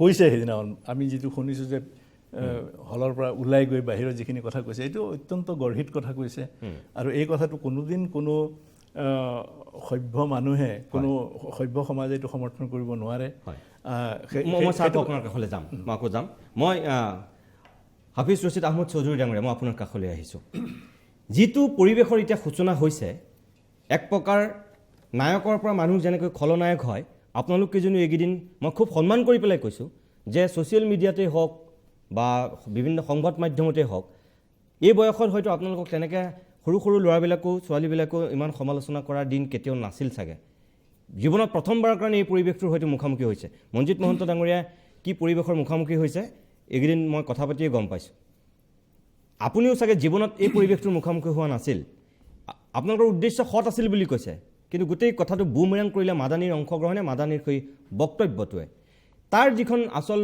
বৈঠকৰ কথা বতৰা সেইবিলাক এতিয়ালৈকে ওলোৱা নাই যিটো কথা অপূৰ্ব বৰুৱাইও ক'লে ডক্টৰ গোহাঁই ছাৰেও কৈছে বা মান্নান ছাৰেও এইমাত্ৰ কৈছে মোৰ কথা হ'ল যে এইটোক যদি ষড়যন্ত্ৰ কোনোবাই ৰচনা কৰিলে আপোনালোকৰ নিচিনা বাঘা বাঘা মানুহখিনিয়ে সেই ষড়যন্ত্ৰ কি আগতীয়াকৈ বুজিয়ে নাপালে নেকি অনুমানেই কৰিব নোৱাৰিলে নেকি আপোনালোকতো বৌদ্ধিক জগতৰ ব্যক্তি আপুনি এগৰাকী অধিবক্তা গতিকে এই কোনোবাই যদি ষড়যন্ত্ৰ ৰচিলে তেনেহ'লে সেই ষড়যন্ত্ৰ আপোনালোকে এজনেও কিয় উমান নাপালে এটা কথা চাওক যে আনফৰ্চুনেট যে আমাৰ মন্দান ছাৰে যিটো কৈছে যে এটা ছাইড আজি with due respect to media আৰু মই আপোনাক হেৰি কোৱা নাই মই একাংশ মিডিয়াত যেনেধৰণে এই বস্তুটো প্ৰজেক্ট কৰা হৈছে এইটো অসমৰ ইণ্টাৰেষ্টত নহয় মই কওঁ তেওঁলোক এণ্টি আছামিজ আৰু আমি অসমৰ ইণ্টাৰেষ্টৰ কাৰণে এই বস্তুটো আমি গৈছোঁ পাৰ্টিচিপেট কৰিছোঁ যে অসমৰ ইণ্টাৰেষ্টটো কি আছিল যে সব মানুহে কৈছে যে 14 চনৰ বিল যেটো আছে সেই বিলটো যাতে কাৰণ তেওঁলোকে এটা ষড়যন্ত্ৰ কৰিছিল যে সেই বিলটো নাহালৈকে যাতে NRC নহয় সেই মানুহৰ নাম যাতে নোসোমায় এই বস্তু যাতে নহয় নেশ্যনেল লেভেলত এই বস্তু যাতে আমি প্ৰজেক্ট কৰিব পাৰোঁ ডেট ৱাজ আৱাৰ ইণ্টেনশ্যন আৰু সেই ইণ্টেনশ্যন লৈ 9 তাৰিখ যিখন সেইটো বৈঠকটো হৈছিল আমাৰ ইয়াতে নাগৰিক সভা তাতে ৰিজলিউশ্যনটো চাব ফাৰ্ষ্ট ৰিজলিউশ্যন আমাৰ হেডিংটো আছিল যে উচ্চতম ন্যায়ালয়ে অনুমোদন জনোৱা প্ৰপত্ৰৰ ভিত্তিত ৰাষ্ট্ৰীয় নাগৰিকপঞ্জীৰ উন্নতিকৰণ হওক That was the resolution.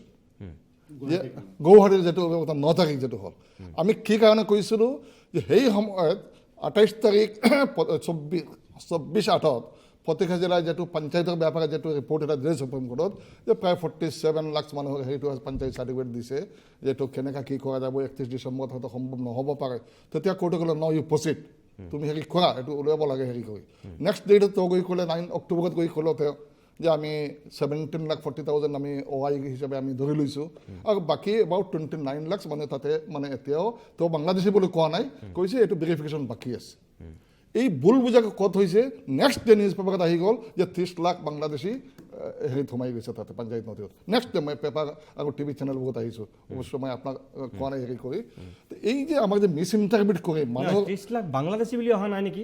আহিছে বাংলাদেশ সন্দেহযুক্ত নাগৰিক, সন্দেহযুক্ত নাগৰিক সন্দেহযুক্ত নাগৰিক আহিছে, সন্দেহযুক্ত নাগৰিক আহিছে। এইটো কোৱা নাই কিন্তু, যিটো ৰিপৰ্টত কৈছে আমি ভেৰিফিকেশ্যন বাকী আছে এইটো কৈছে, ডেট মাছ তেওঁ কৈছে। গতিকে কিন্তু পেপাৰত আহি গ'ল সেইটো। এই যে অহাৰ লগে লগে আমাক কমন মানুহৰ মাজত এটা ছ'চিয়েল আনৰেষ্ট যিটো হয়, এই বস্তুটো আমি দুখ কেনেকৈ কৰিম। আমাক কত হৈছে 71 যেতিয়া আপোনালোকে মোক বক্তব্য চাওঁ, মই তাতে যিটো প্ৰেছত যিটো মই এড্ৰেছ কৰিছিলোঁ, তাত মই এই কথাটো ক্লিয়াৰ কাট কৈছোঁ যে ইমান এটা কনচেনচাছৰ পিছত যেতিয়া 71টো হ'ল, তেনেহ'লে ইনাকশ্যন কিয় নহয় কিয়? এই বিষয়টোকে সজাগতা সৃষ্টি হয়, কৰিব সজাগতা কাৰণে আপোনালোকে কৈছোঁ। আৰু ছেকেণ্ড কথা যিটো হৈছে, মেইন কথাটো কিন্তু অহা নাই এতিয়ালৈ। তাতে চাওক, তাতে প্ৰেছ ইণ্টাৰেকশ্যনটো আগত হৈ গৈছে বস্তুটো। আমি ষ্টেজত যদি দেখা পাইছে আপোনালোকে যে আমি ষ্টেজত বহি আছোঁ, মদনী চাহাবৰ লগত আছে, সেইখন press conference, press conference, press interaction, press interaction. So that was a press conference. Meeting যেটো হৈছে, মিটিঙত কিন্তু মদনী সাহেব কিন্তু নাই, তো নাই মিটিঙত নাই, তেওঁ প্ৰেজেণ্টো নহয় মিটিঙত, প্ৰেজেণ্ট আৰু মিটিংখনত আপোনালোক ডাইছতো নাই, ডাইছতো নাই, আমিও নাই ডাইছত, কাৰণ আমি আগত ঠিক কৰি লৈছোঁ ডাইছত কোন কোন বহিব। প্ৰেছ কনফাৰেন্স আহিছে যে আমি অসমৰ পৰা যিবোৰ প্ৰতিনিধি কৰিছোঁ, আমি এইকেইজন চব আছিলোঁ। কোৱা হৈছে যে অসমৰ পৰা যিখন প্ৰতিনিধি বাছি দিয়া হৈছে নাগৰিক হ'ব, তেওঁলোক তাতে থাকিব। তেতিয়া মোক এটা কথা কওকচোন, বৈঠকখনৰ আগত প্ৰেছ ব্ৰিফিং হৈছিলে, একজেক্টলি প্ৰেছ ব্ৰিফিঙত তেনেহ'লে হঠাৎ মাদানী কেনেকৈ মাজত বহিবলৈ পালে? মাদানী চাহাবতো আমি গৈ পাইছোঁ, তেওঁ তাতে বহি আছে তলত, মানে আপোনাৰ লগতে বহি আছে, মোৰ লগত বহিছে, কিন্তু মই তো দেখি জানে তলত আপোনাৰ লগত বহি কথা পাতি থকা মই ভিডিঅ'ত দেখিছোঁ। তেওঁ আগত বহিছে, মই খালী আছিল, তাতে গৈ মই বহিছোঁ, ওচৰত বহিছে। ওচৰত বহি দেখিছোঁ যে প্ৰেছক বেছিভাগ মানে উৰ্দু প্ৰেছ আহিছে তাতে, উৰ্দু প্ৰেছবোৰ। আৰু তেতিয়া দেখা গৈছে হয়তো মদনী চাহাবৰ কাৰণে বেছিভাগ প্ৰেছে তেওঁৰ প্ৰতি হেৰি কৰি আছে, তেওঁক লক্ষ্য কৰি মানে কুৱেশ্যনবোৰ হেৰি কৰি আছে। যেতিয়া প্ৰেছ ব্ৰিফিঙৰ সময়ত বা ইণ্টাৰেকশ্যনৰ সময়ত দুটা কথা তেওঁ অবজেকশ্যনেবল কৰিছিল। এটা কৈছিল যে ম্যানমাৰৰ নিচিনা অৱস্থা হ'ব পাৰে, এইটো যদি 50-60 লাখ মানুহ যদি হেৰি হয়, সেইটোৰ লগে লগে হিৰেণ গোহাঁই ছাৰে সেইটো কৰি দিলে। আৰু এটা ফিগাৰৰ কথা কৈছিল যে 50 লাখ মানুহৰ হেৰিটো হৈ যাব, এইটো লগে লগে মই ক্লাৰিফিকেশ্যন দিছোঁ যে এইটো 50 লাখ নহয়, এইটো 47 লাখৰ মাজত 30 লাখৰ মতে হেৰি কৰিছে এজ পাৰ হাজাৰাজ ৰিপৰ্ট। এইটো আমি কাৰেকশ্যন কৰি দিছোঁ। তাৰ পাছত গুচি গ'ল, আৰু নাই হলতো নাই।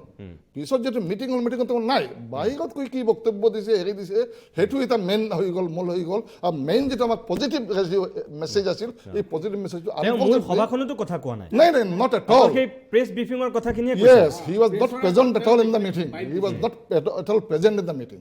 তো নাই, মিটিঙত নাই। এই বস্তুটো যদি নাচাই, এই যে আজি যিধৰণৰ এটা বক্তব্য ৰখা হৈছে, বা আমাক কওক মানুহে, আমাক কৈ যে তেওঁলোক ছেটিছফাইড, ব্যক্তিগত যদি কোনো হেৰি হয় সেইটো হ'ব দিয়ক, কিন্তু আমাক যিটো ষ্টেণ্ড যে সোনকালে একত্ৰে নিৰ্ভৰ কৰি সোনকালে হেৰিটো হ'ব লাগে, এই ষ্টেণ্ডটো কিন্তু আমি এতিয়া কৰি যাওঁ, এতিয়ালৈ আমি কৰি যাওঁ। মই আপোনালোকৰ মাজলৈ আকৌ আহিম। মই অকণমান সময়ৰ কাৰণে পুনৰ এইখিনিতে বাণিজ্যিক বিৰতি ল'ব লাগিব। বিৰতিৰ পিছতেই পৰৱৰ্তী অংশলৈ উভতি আহিম।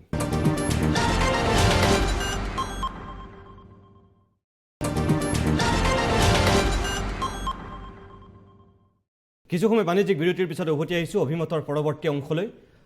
প্ৰিয় দৰ্শক, ইতিমধ্যে আপোনালোকে গম পাইছে, আজি 6গৰাকীকৈ বিশিষ্ট নাগৰিক তথা বুদ্ধিজীৱীক আমি অভিমতৰ অতিথি কৰিছোঁ। সেইসকলক, যিসকল নতুন দিল্লীৰ সেই বিতৰ্কিত বৈঠকখনৰ অংশগ্ৰহণকাৰী আছিল, আৰু পৰৱৰ্তী সময়ত ৰাজ্যৰ সংবাদ মাধ্যমত সেই 6গৰাকী ব্যক্তিয়ে যোৱা 3 দিন ধৰি সংবাদ শিৰোনাম দখল কৰি আছে। মই পোনে পোনে হাইদৰ হুছেইন ডাঙৰীয়া, মই আপোনাৰ কাষলৈ আহিছোঁ। পৰিৱেশ পৰিস্থিতিতে এনেকুৱা পৰ্যায়ত পালেগৈ আৰক্ষী আপোনালোকক তলব কৰিবলগীয়া হ'ল। আজিৰ দিনটোত আপোনাক আৰু মনজিত মহন্তক এক প্ৰকাৰ আৰক্ষীয়ে যোগাযোগ কৰিছে, আপোনালোকৰ বিৰুদ্ধে থানাত গোচৰ তৰিছে। মই জনাত দিনৰ ভাগত আজি লতাশিল আৰক্ষীয়ে আপোনাৰ লগত যোগাযোগ কৰিছে, কি কৈছে আপোনাক? নহয়, কথাটো এনেকুৱা যে আজি দুপৰীয়া হঠাৎ মই দেখিলোঁ যে আচলতে মাদানীৰ ওপৰত এটা গোচৰ তৰা বুলি কৈছে, আৰু ফটাচিল আমবাৰী থানাৰ এগৰাকী SI তেওঁৰ সহযোগী হোমগাৰ্ড নে কি এগৰাকীৰ লগত লৈ মোৰ ঘৰলৈ গৈছিল। মাদানীৰ বিৰুদ্ধে গোচৰ তৰিছে, কিন্তু আপোনালোককো গ্ৰেপ্তাৰ কৰিব লাগে বুলি কৈছে। আনকি কামাখ্যা প্ৰসাদ তাছা, হিৰেণ গোহাঁই আৰু সেইবিলাকে কৈছে, গ্ৰেপ্তাৰ কৰিব লাগে, সেইবিলাকে কৈছে, সেইবিলাকেতো আপোনাৰ গ্ৰেপ্তাৰ কৰিব লাগে বুলি, আপোনাৰ কোনোবাই তোগাৰীয়াক গ্ৰেপ্তাৰ কৰিব লাগে বুলি কৈছে, কোনোবাই এতিয়া আপোনাৰ যিবিলাকে 50 লাখ 60 লাখ মানুহক কাটি নদীত পেলাই দিব লাগে বুলি কৈছে, সেইসকলকো গ্ৰেপ্তাৰৰ দাবী উত্থাপন হৈছে। আমাৰ কি কাৰণত আপোনাৰ গ্ৰেপ্তাৰ কৰিব লাগে? মোৰ ব্যক্তিগত কথাটো চাওক, মোক এখন সভালৈ আমন্ত্ৰণ জনোৱা হ'ল। গুৱাহাটীৰ এখন নাগৰিক সভাই আপোনাৰ মোক দিল্লীত যাবৰ কাৰণে তেখেতসকলে হেৰি কৰিলে। বহুদিন মই দিল্লীলৈ যোৱাও নাছিলোঁ, মই গৈছোঁ। মিটিংখনত মই বহিছোঁ আৰু প্ৰথম যেতিয়া প্ৰেছৰ লগত সাধাৰণ আপোনাৰ ভাৱ বিনিময় হয়, সেই সময়ত মাদানীহঁতে এইবোৰ কথা কৈছে। মূল মিটিংখনত আপোনাৰ কোনো একো কোৱা নাই। আৰু সেই সময়ত যিকেইটা মানুহ প্ৰেছ ওপৰত বহিল, অসমৰ বিজয় মানুহখিনিক সন্মান জনাই তাতে বহাৰ কথা ক'লে। দুজনে মাত্ৰ বক্তব্য ৰাখিছে, ডক্টৰ গোহাঁই আৰু অপূৰ্ব বৰুৱাই। সেইটোকে বাছনি কৰা আছিল যে তেওঁলোকে একমাত্ৰ বক্তব্য ৰাখিব। এতিয়া যিখন মিটিঙত আপোনাৰ মই এটাও শব্দ উচ্চাৰণ কৰা নাই, যিখন মিটিঙত মই কোনো বক্তব্য প্ৰদান কৰা নাই, তাত অকল মাদানী আহিছিল কাৰণে। মাদানীটো দিল্লীত থাকে। মাদানীৰ কথা কোৱাৰ পিছত মাদানীৰ যিটো অসমৰ উত্তেজনামূলক যি কথা ক'লে, মাদানীয়ে আপোনাৰ হিংসা বিয়াব পৰা যি কথা ক'লে, ঐক্য সংগতিৰ প্ৰতি ভাবুকি সৃষ্টি হ'ব পৰা যি কথা ক'লে, তাৰ কাৰণে মাদানীক ময়ো গৰিহণা দিছোঁ। আপোনালোকৰ তাতো বোধহয় বাইক আছে। কিন্তু যেতিয়া মানুহ এজনে বাইক দি থাকিব, তেতিয়া মানুহজনৰ মাইক চাইক দলিয়াই আপোনাৰ তেওঁৰ লগত উদ্ভণ্ডালি কৰাৰ পৰিৱেশ কোনো কোনো ৰাজ্যত আছে, কিন্তু দিল্লীৰ কনষ্টিটিউশ্যন ক্লাবত বোধ হয় সেইটো নাই। আৰু মাদানী যথেষ্টখিনি তেওঁৰ ফলোৱাৰ্ছ আহি কাষত থিয় হৈ থাকে আপোনাৰ। গতিকে কালি তেনেকুৱা পৰিপ্ৰেক্ষিতত মই তালৈ মিটিংখনলৈ দৰ্শক হিচাপে গৈ তাত বহি থকাটোৱেই যদি আপোনাৰ মোৰ ঘৰত পুলিচ যাবলগীয়া অপৰাধ হয়, তেতিয়াহ'লে অসমত লক্ষ লক্ষ মানুহ আজি জেলত যাব লাগে। বাটে ঘাটে আপোনাৰ কাটা মাৰাৰ কথা কৈ ফুৰিছে। সংবিধানৰ নামত শপত খোৱা বিধায়কেও হাজাৰ হাজাৰ মানুহক কাটি মাৰি আপোনাৰ তেওঁলোকক খেদি পঠোৱাৰ কথা কৈছে। এনেকুৱা পৰিপ্ৰেক্ষিতত য'ত কোনো আইন আদালতৰ নিয়ন্ত্ৰণ মানিব নোখোজে। তাৰমানে আপুনি ৰাজনৈতিক আক্ৰোশৰ বলি হৈছে নেকি? নহয়, ৰাজনৈতিক আক্ৰোশ বুলি নহয়, এইটো এটা ৰাজনৈতিক আক্ৰোশ বুলি মই নকওঁ। গোটেই এতিয়া পৰিৱেশটিৰ বাতাবৰণটো এনেকুৱা যে কথাটো হ'ল যে এওঁলোকে মাত তাত মাতি থাকে, এওঁলোকে বিভিন্ন কথাত প্ৰতিবাদ কৰি থাকে, মুখ বন্ধ কৰিব লাগে, তেওঁলোকৰ মুখ বন্ধ কৰিব। নহ'লে মোৰ অপৰাধটো কি? মই মিটিংখনত এটা শব্দ উচ্চাৰণ কৰা নাই। মই নে জাতিৰ বিৰুদ্ধে কৈছোঁ না অসমৰ বিৰুদ্ধে, বৰং মই তৎকালে আপোনাৰ মাদানীক অসমত বৰ্জন বা মাদানীক কোনো ধৰণৰ প্ৰশ্ৰয় দিব নালাগে বুলিহে মই লগে লগে প্ৰকাশ কৰিছোঁ। এনেকুৱা পৰিস্থিতিত আপোনাৰ মোৰ ঘৰলৈ সাক্ষী কৰিবলৈ হ'লেও ক'ৰবাত গোচৰো তৰিছে, কোনোবাই কালি ফাঁচী কাঠত তুলিব লাগে বুলিও ক'ব। তেতিয়াহ'লে আমিও যদি কওঁ আপোনাৰ যিবিলাকে উন্মাদৰ দৰে হাজাৰ হাজাৰ লাখ লাখ মানুহৰ বিৰুদ্ধে আপত্তিজনক কথা কৈ আছে, তেওঁলোককো ফাঁচীৰ দাবী কৰি আমি ওলাব পাৰোঁ। আমিও ক'ৰবাত দাবী উত্থাপন কৰাৰ কাৰণে আপোনাৰ প্ৰতিবাদী মানুহ পাম। এনেকুৱা অবিবেচী কাম আমি ব্যক্তিগতভাৱে কৰিব নোখোজোঁ। আৰু মোৰ বিগত দীঘলীয়া সামাজিক জীৱনত কোনোবাই যদি অসমৰ শত্ৰুতা কৰা বুলি, দালালি কৰা, ষড়যন্ত্ৰত লিপ্ত হোৱা বুলি কাৰোবাৰ ঘৰত আপত্তিজনক মানুহ, মই জীৱনত মাদানীৰ লগত কোনোদিন মুখামুখি হোৱা নাই, মাদানীৰ লগত একে দায়িত্বত বহা নাই। মাদানীক মই দিল্লীতো মাদানীৰ মুখামুখি হৈ, আপুনি পুলিচে মতাটোক লৈ কোনো ভয়ো কৰা নাই? পুলিচে মতা বুলি ভয় কৰে। ইয়াৰ আগততো মোক আপোনাৰ আলফাৰ কেম্পত যোৱালৈ আপোনাৰ মোকতো থানাত আপোনাৰ একাতি ৰাখিছিল। প্ৰতিদিনত মই যেতিয়া সম্পাদক থাকোঁ পুলিচে মাতেই। এতিয়া পুলিচ আচলতে কাম নোহোৱা হৈছে। পুলিচক আপোনাৰ বৰ্তমানৰ ৰাজকীয় ব্যৱস্থাই, ৰাজনৈতিক ব্যৱস্থাই পুলিচৰ যি আত্মমৰ্যাদা, আইনৰ প্ৰতি পুলিচৰ যি শ্ৰদ্ধা, সেই শ্ৰদ্ধা আপোনাৰ এতিয়া ৰাজনৈতিক নেতা আৰু শক্তিয়ে আপোনাৰ কাঢ়ি লৈ গৈছে। এনেকুৱা পৰিস্থিতিত পুলিচে তথাপিতো এনেকুৱা ভদ্ৰ পুলিচ, এনেকুৱা আইনৰ প্ৰতি লয়বুল পুলিচ, এনেকুৱা সৎ পুলিচ বহুত আছে যিসকলে এতিয়াও আইনৰ নিৰ্দেশত চলিব খোজে। তেওঁলোকে আমাৰ ভৰসা। হয়, মই মঞ্জিত মহন্ত ডাঙৰীয়া, আপোনাকো যিহেতু আৰক্ষীয়ে তলব কৰিছে, আপুনি কাইলৈ চাগে হাজিৰ হ'ব লাগিব। আপোনালোকে ঠিক আছে নে? প্ৰথম দিনাখন এয়াৰপৰ্টৰ পৰা অহাৰ মুহূৰ্ততে মই যিহেতু ষ্টুডিঅ'লৈ মাতি আনিছিলোঁ, সেইদিনাখনি আপুনি ক'বলগীয়াখিনি কৈছে। তাৰপিছতে মই কেইটামান কথা আপোনাক সুধিব লাগিব। আপুনি কাইলৈ হাজিৰ হ'ব? নিশ্চয়। পুলিচে যেতিয়া এখন নটিচ দিছে, অফিচিয়েল নটিচ এখন লৈ গৈছে, মোৰ থানাৰ মানুহ গৈছে, মোক কোৱা হৈছে যে আপোনাক 10 বজাত থানাত হাজিৰ হ'ব লাগে, 10 চাৰে 10ৰ ভিতৰত। মই চালোঁ গোটেইখিনি ছেকশ্যন টেকশ্যন চাইছোঁ। মই কৈছোঁ হাজিৰ হ'ম। মই পুলিচকতো ভয় কৰিবলৈ একো নাই। কাৰণ হাইদৰদাই যিটো কৈছে, তেখেতেতো প্ৰেছক মিডিয়াক বাইট দিছে, মিটিঙত একো কোৱা নাই। মইতো মিডিয়াকো বাইট দিয়া নাই। মই যদি উপস্থিত থকা, আৰু মই এইটো কথা নহয় যে মই বাইট দিয়া নাই মানে মই বিষয়টোৰ লগত একমত নহয়। মই গোহাঁই ছাৰ বা এখেতসকলে যিবোৰ মন্তব্য দাঙি ধৰিছে মই একমত, সেইকাৰণেতো মই গৈছোঁ, সেইবোৰত একমত। আৰু যদি সেইটোৱে মোৰ অপৰাধ হয়, তেনেকুৱা অপৰাধ হ'লে মই ভয় নকৰোঁ। তেনেকুৱা অপৰাধ কৰি জেললৈও পঠিয়াই মই কেয়াৰ নকৰোঁ। 2 নম্বৰ কথা, এতিয়া আপুনি বেয়া নাপাব, মই ৰাজহুৱাকে এটা কথা সুধিম। সকলোৰে এই ছজনীয়া টিমটোৰ আপোনাৰ প্ৰতি এটা বিশেষ আঙুলি উঠি আছে আপুনি শুনিছেনে নাই নাজানো নাই শুনা যদি মোৰ মুখৰ পৰা প্ৰথম শুনক এই যে অহা যোৱা থকা মেলা খোৱা বুঢ়া এই ব্যৱস্থাটো মই ক'ব খুজিছোঁ নেপথ্যৰ নায়কজন বোলে আপুনি বোলে পইচা পাতি গোটেই লেনদেনটো জমিয়তৰ লগত আপুনি কৰিছিল নাই এতিয়া মই কওঁ শুনক প্ৰথম কথা হ'ল যে আমি যিকেইজন গৈছিলোঁ তাৰে অপূৰ্ব বৰুৱা ডাঙৰীয়া ইতিমধ্যে কৈছে তেখেতৰ অহা যোৱা থকা তেখেতৰ পুত্ৰ তাত থাকে গতিকে সেইটো তেওঁ নিজেই টিকেট কৰিছে সেইটো মোক জনাই দিছে মই তাৰমানে আমি আটাইকেইজনে আমি সিদ্ধান্ত লৈছিলোঁ যে পইচা অলপ অলপ সকলোৱে দিব আৰু যদি কিবা কম হয় জমিয়তে আপোনাক পইচা দিয়াটো সঁচা নিমিছা 200% মিছা মই যদি জমিয়তে পইচা মই চেলেঞ্জ কৰিছোঁ আজি প্ৰত্যাহ্বান জনাইছোঁ আপোনাৰ টেলিভিশ্যন চেনেলৰ জৰিয়তে কোনোবাই যদি কয় যে মনজিৎ মহন্তৰ হাতত জমিয়ত বা মাদানীয়ে পইচা দিছে থাকিবলৈ যাবলৈ মই কৈছোঁ মই এই তৎমুহূৰ্তে ব্ৰহ্মপুত্ৰত আত্মহত্যা কৰিম মই সিমানখিনিলৈকে ক'ব পৰা মানুহ সেই সততা মোৰ আছে অসমক বিশ্বাসঘাতকতা কৰা মোৰ সেইখন মই কৈছোঁ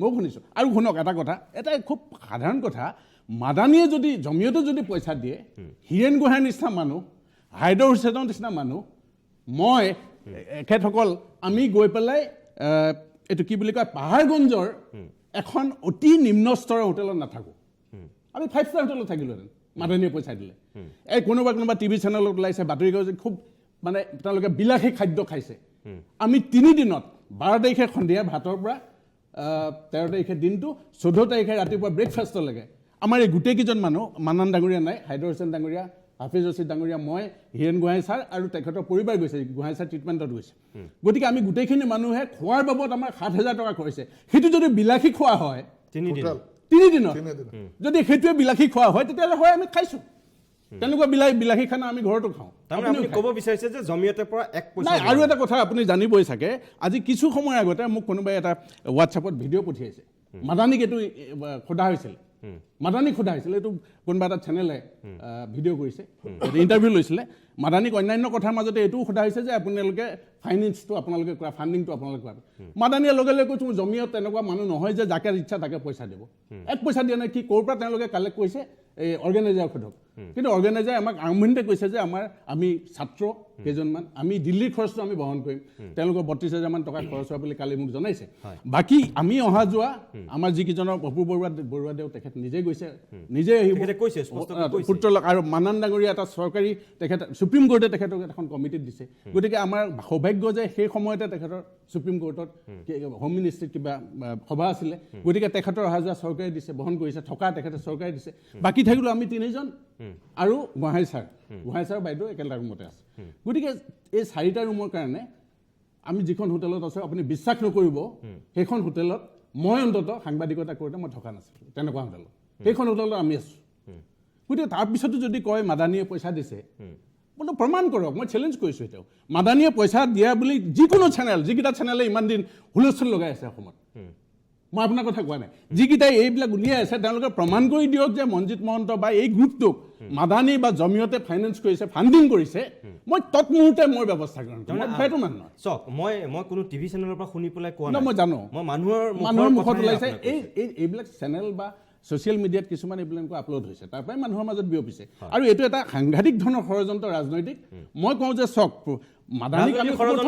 আপুনি যে ক'লে ৰাজনৈতিক ষড়যন্ত্ৰ কোনে কৰিছে ৰাজনৈতিক ষড়যন্ত্ৰ এইটো দেশ কথা কোনে বিচৰা নাই NRC-খন আমিতো বিচাৰিছোঁ অসম চুক্তিমতে NRC হ'ব লাগে আমি বাৰে বাৰে কৈ আছোঁ আমি প্ৰতীক হাজেলাকো লগ কৰিছোঁ 2-3বাৰ তেওঁলোকে সময় পিছুৱাই আনি 31 ডিচেম্বৰ কৰিলে এতিয়া আজি খবৰ ওলাইছে যে হোম মিনিষ্ট্ৰীয়ে তেওঁলোকক পিটিশ্যন দিছে সুপ্ৰিম কোৰ্টত 31 জুলাইলৈ এই যে পিছুৱাই আছে মই আপোনাক কৈ দিলোঁ আজি তাৰিখত মই সন্দেহ হৈছে এতিয়া ভাবিবলৈ যে 2019লৈকে কিজানি NRC একো নহ'ব নিৰ্বাচনলৈকে এই সন্দেহটো আমাৰ মনত সোমাইছে এইটো এটা ষড়যন্ত্ৰ আৰু মই ভাবোঁ যে সুপ্ৰিম কোৰ্ট নিশ্চয় মনে মনে নাথাকে ব্যৱস্থা ল'ব কিন্তু এটা ষড়যন্ত্ৰ এই ষড়যন্ত্ৰটো অখিল গগৈয়ে ভৰাই দিলে বাকী যিসকল আমি চিঞৰি আছোঁ এই ইছ্যুবিলাক লৈ সেইসকলৰ মুখ বন্ধ কৰিবৰ কাৰণে এইটো সাংঘাতিক ডাঙৰ ষড়যন্ত্ৰ আৰু মই ভাবোঁ যে এইটোত RSS বিজেপি সকলো জড়িত হৈ আছে আৰু বিজেপিৰ এজন মন্ত্ৰীয়ে মই যিমান দূৰ খবৰ জানো বিজেপিৰ এজন মন্ত্ৰীয়ে তৎপৰতাৰে এই বিষয়টো যাতে এই মানুহকেইজনক ধ্বংস কৰিব পাৰি এওঁলোকৰ মুখৰ মাত বন্ধ কৰিব পাৰি তাৰ চেষ্টা কৰিছে এইটো কোনো পধ্যে সহ্য কৰা নহ'ব যদি হয় মাদানীয়ে ভুল কাম কৰিছে আমি গৰিহণা দিছোঁ ধিক্কাৰ দিছোঁ বাৰে বাৰে কৈছোঁ আপোনাৰ চেনেলতো 2 দিন কৈছোঁ কালিও কৈছোঁ পৰহিও কৈছোঁ একে সময়তে মই এইটো কওঁ যে প্ৰবীণ টুগাৰীয়া তালৈ যেতিয়া সৰ্বানন্দ সোণোৱাল মোহন ভাগৱতক আদৰিবলৈ যায় প্ৰট'কল ভংগ কৰি তেতিয়া এই ধৰণৰ প্ৰতিক্ৰিয়া হৈছিল নে প্ৰবীণ টুগাৰীয়া কি সাম্প্ৰদায়িক নহয় শিলাদিত্যই যেতিয়া 97% অসমৰ মুছলমান বাংলাদেশী বুলি কয় তেতিয়া একশ্যন লৈছিল নে পুলিচে মৃণাল শইকীয়াই যিটো কৈছে ৰোহিংগিয়াত যেনেকৈ মুছলমান কাটি মাৰি শেষ কৰাইছে এইটো কৰিব লাগে তেওঁৰ বিৰুদ্ধে হৈছে নে আজি যে কালি এটা কেছ দিছে আজি আমাৰ ঘৰত পুলিচ হাজিৰ হৈছে এইকেইজন মানুহৰ ঘৰত পুলিচ হাজিৰ হৈছিল নে আজিলৈকে কিয় নহ'ল তাৰমানে এইটো স্পষ্ট যে ইয়াত বিজেপি চৰকাৰ জড়িত হৈ আছে কাৰণ একেদিনাই আমাক নটিচ চাৰ্ভ কৰাইছে যে কাইলৈ হাজিৰ হোৱা আৰু এইটো কথা জানি থওক যে আমি ভয় কৰা মানুহ নহয় থানালৈ যাম মই সময়মতে যাম আৰু যদি তেওঁলোকে গ্ৰেপ্তাৰো কৰে মই গ্ৰেপ্তাৰ হ'বলৈ সাজু আছোঁ ইমান ভয় কৰা মানুহ নহয় কিন্তু সঁচা কথা কৈ আছোঁ কৈ যাম অসমৰ স্বাৰ্থত অসমীয়াৰ স্বাৰ্থত সদায় মাতি যাম আমি কোনো বন্ধ কৰিব নোৱাৰে এইটো যদি ভাবিছে কোনোবা সৰ্বানন্দ সোণোৱাল ডাঙৰীয়া হিমন্ত বিশ্ব শৰ্মা ডাঙৰীয়া বা RSS বিজেপি যদি কোনোবাই ভাবিছে যে এইকেইটা মানুহক ভয় ভাবুকি দিলে বন্ধ হ'ব মুখ এইটো ভুল ভাবিছে আমি NRC শুদ্ধ বিচাৰিছোঁ কোনো ভাৰতীয় নাম বাদ পৰাটো বিচৰা নাই কোনো বিদেশী নাম সোমোৱাটো বিচৰা নাই সেইটো যদি অপৰাধ ঠিক আছে আমি অপৰাধ কৰিছোঁ সেইটোত মোৰ কোনো আপত্তি নাই ঠিক আছে মই আপোনালোকক ধন্যবাদ জনাইছোঁ মই অকণমান সময়ৰ কাৰণে আকৌ বিৰতি ল'ব লাগিব ডক্টৰ হীৰেণ গোহাঁই ছাৰ আৰু ডক্টৰ অপূৰ্ব বৰুৱা ছাৰৰ কাষলৈ আমি এবাৰ যাব লাগিব অকণমান সময়ৰ কাৰণে বিৰতি লৈ লৈছোঁ তাৰপিছতে মই ডক্টৰ হীৰেণ গোহাঁই ছাৰ আৰু অপূৰ্ব বৰুৱাৰ কাষলৈ যাম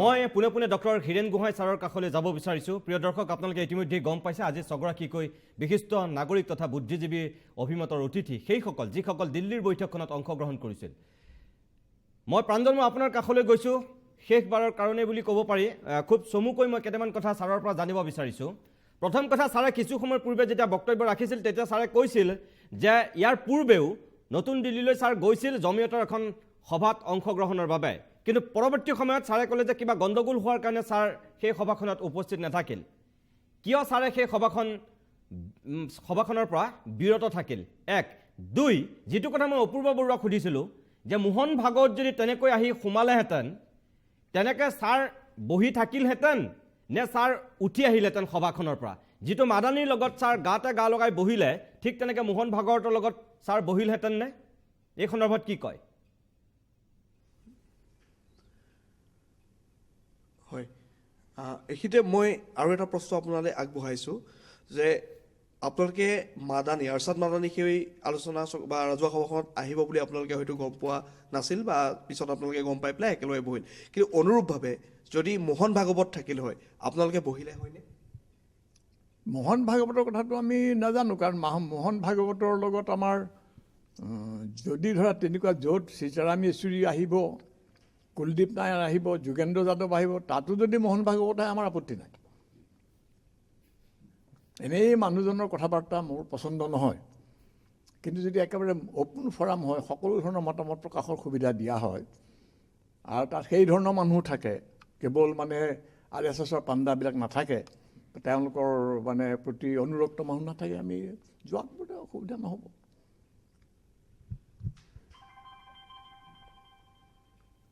এইখিনিতে মই আপোনালৈ আৰু এটা প্ৰশ্ন কৰিব বিচাৰিছোঁ ইয়াৰ পূৰ্বেও দিল্লীত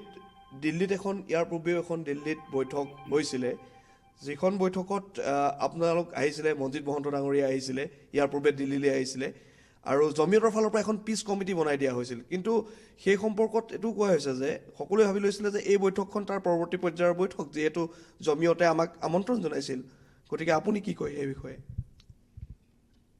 এটা কথা আমাক জমিয়তে জনাইছিল গুৱাহাটীত যে এখন ধৰ্মনিৰপেক্ষ লোকসকলক লৈ বিশিষ্ট লোকসকলক লৈ দিল্লীত এখন অভিৱৰ্তন পতা হ'ব আৰু আমি কৈছিলোঁ সেইখন যাতে জমিয়তৰ সভা নহয় যাতে বস্তুনিষ্ঠভাৱে ধৰ্মনিৰপেক্ষভাৱে আমি ভাৰতৰ সাম্প্ৰতিক পৰিস্থিতি সম্পৰ্কে আলোচনা কৰিব পাৰোঁ কিন্তু আমি আহি দেখিলোঁ যে তাৰ এইখন জমিয়ত উলেমাৰ সভা আমি সভাগৃহত প্ৰৱেশ নকৰিলোঁ আঁতৰি আহিলোঁ আৰু আমি আমাৰ কথাখিনি মাদানী চাহাবক পিছত বেলেগ ঘৰত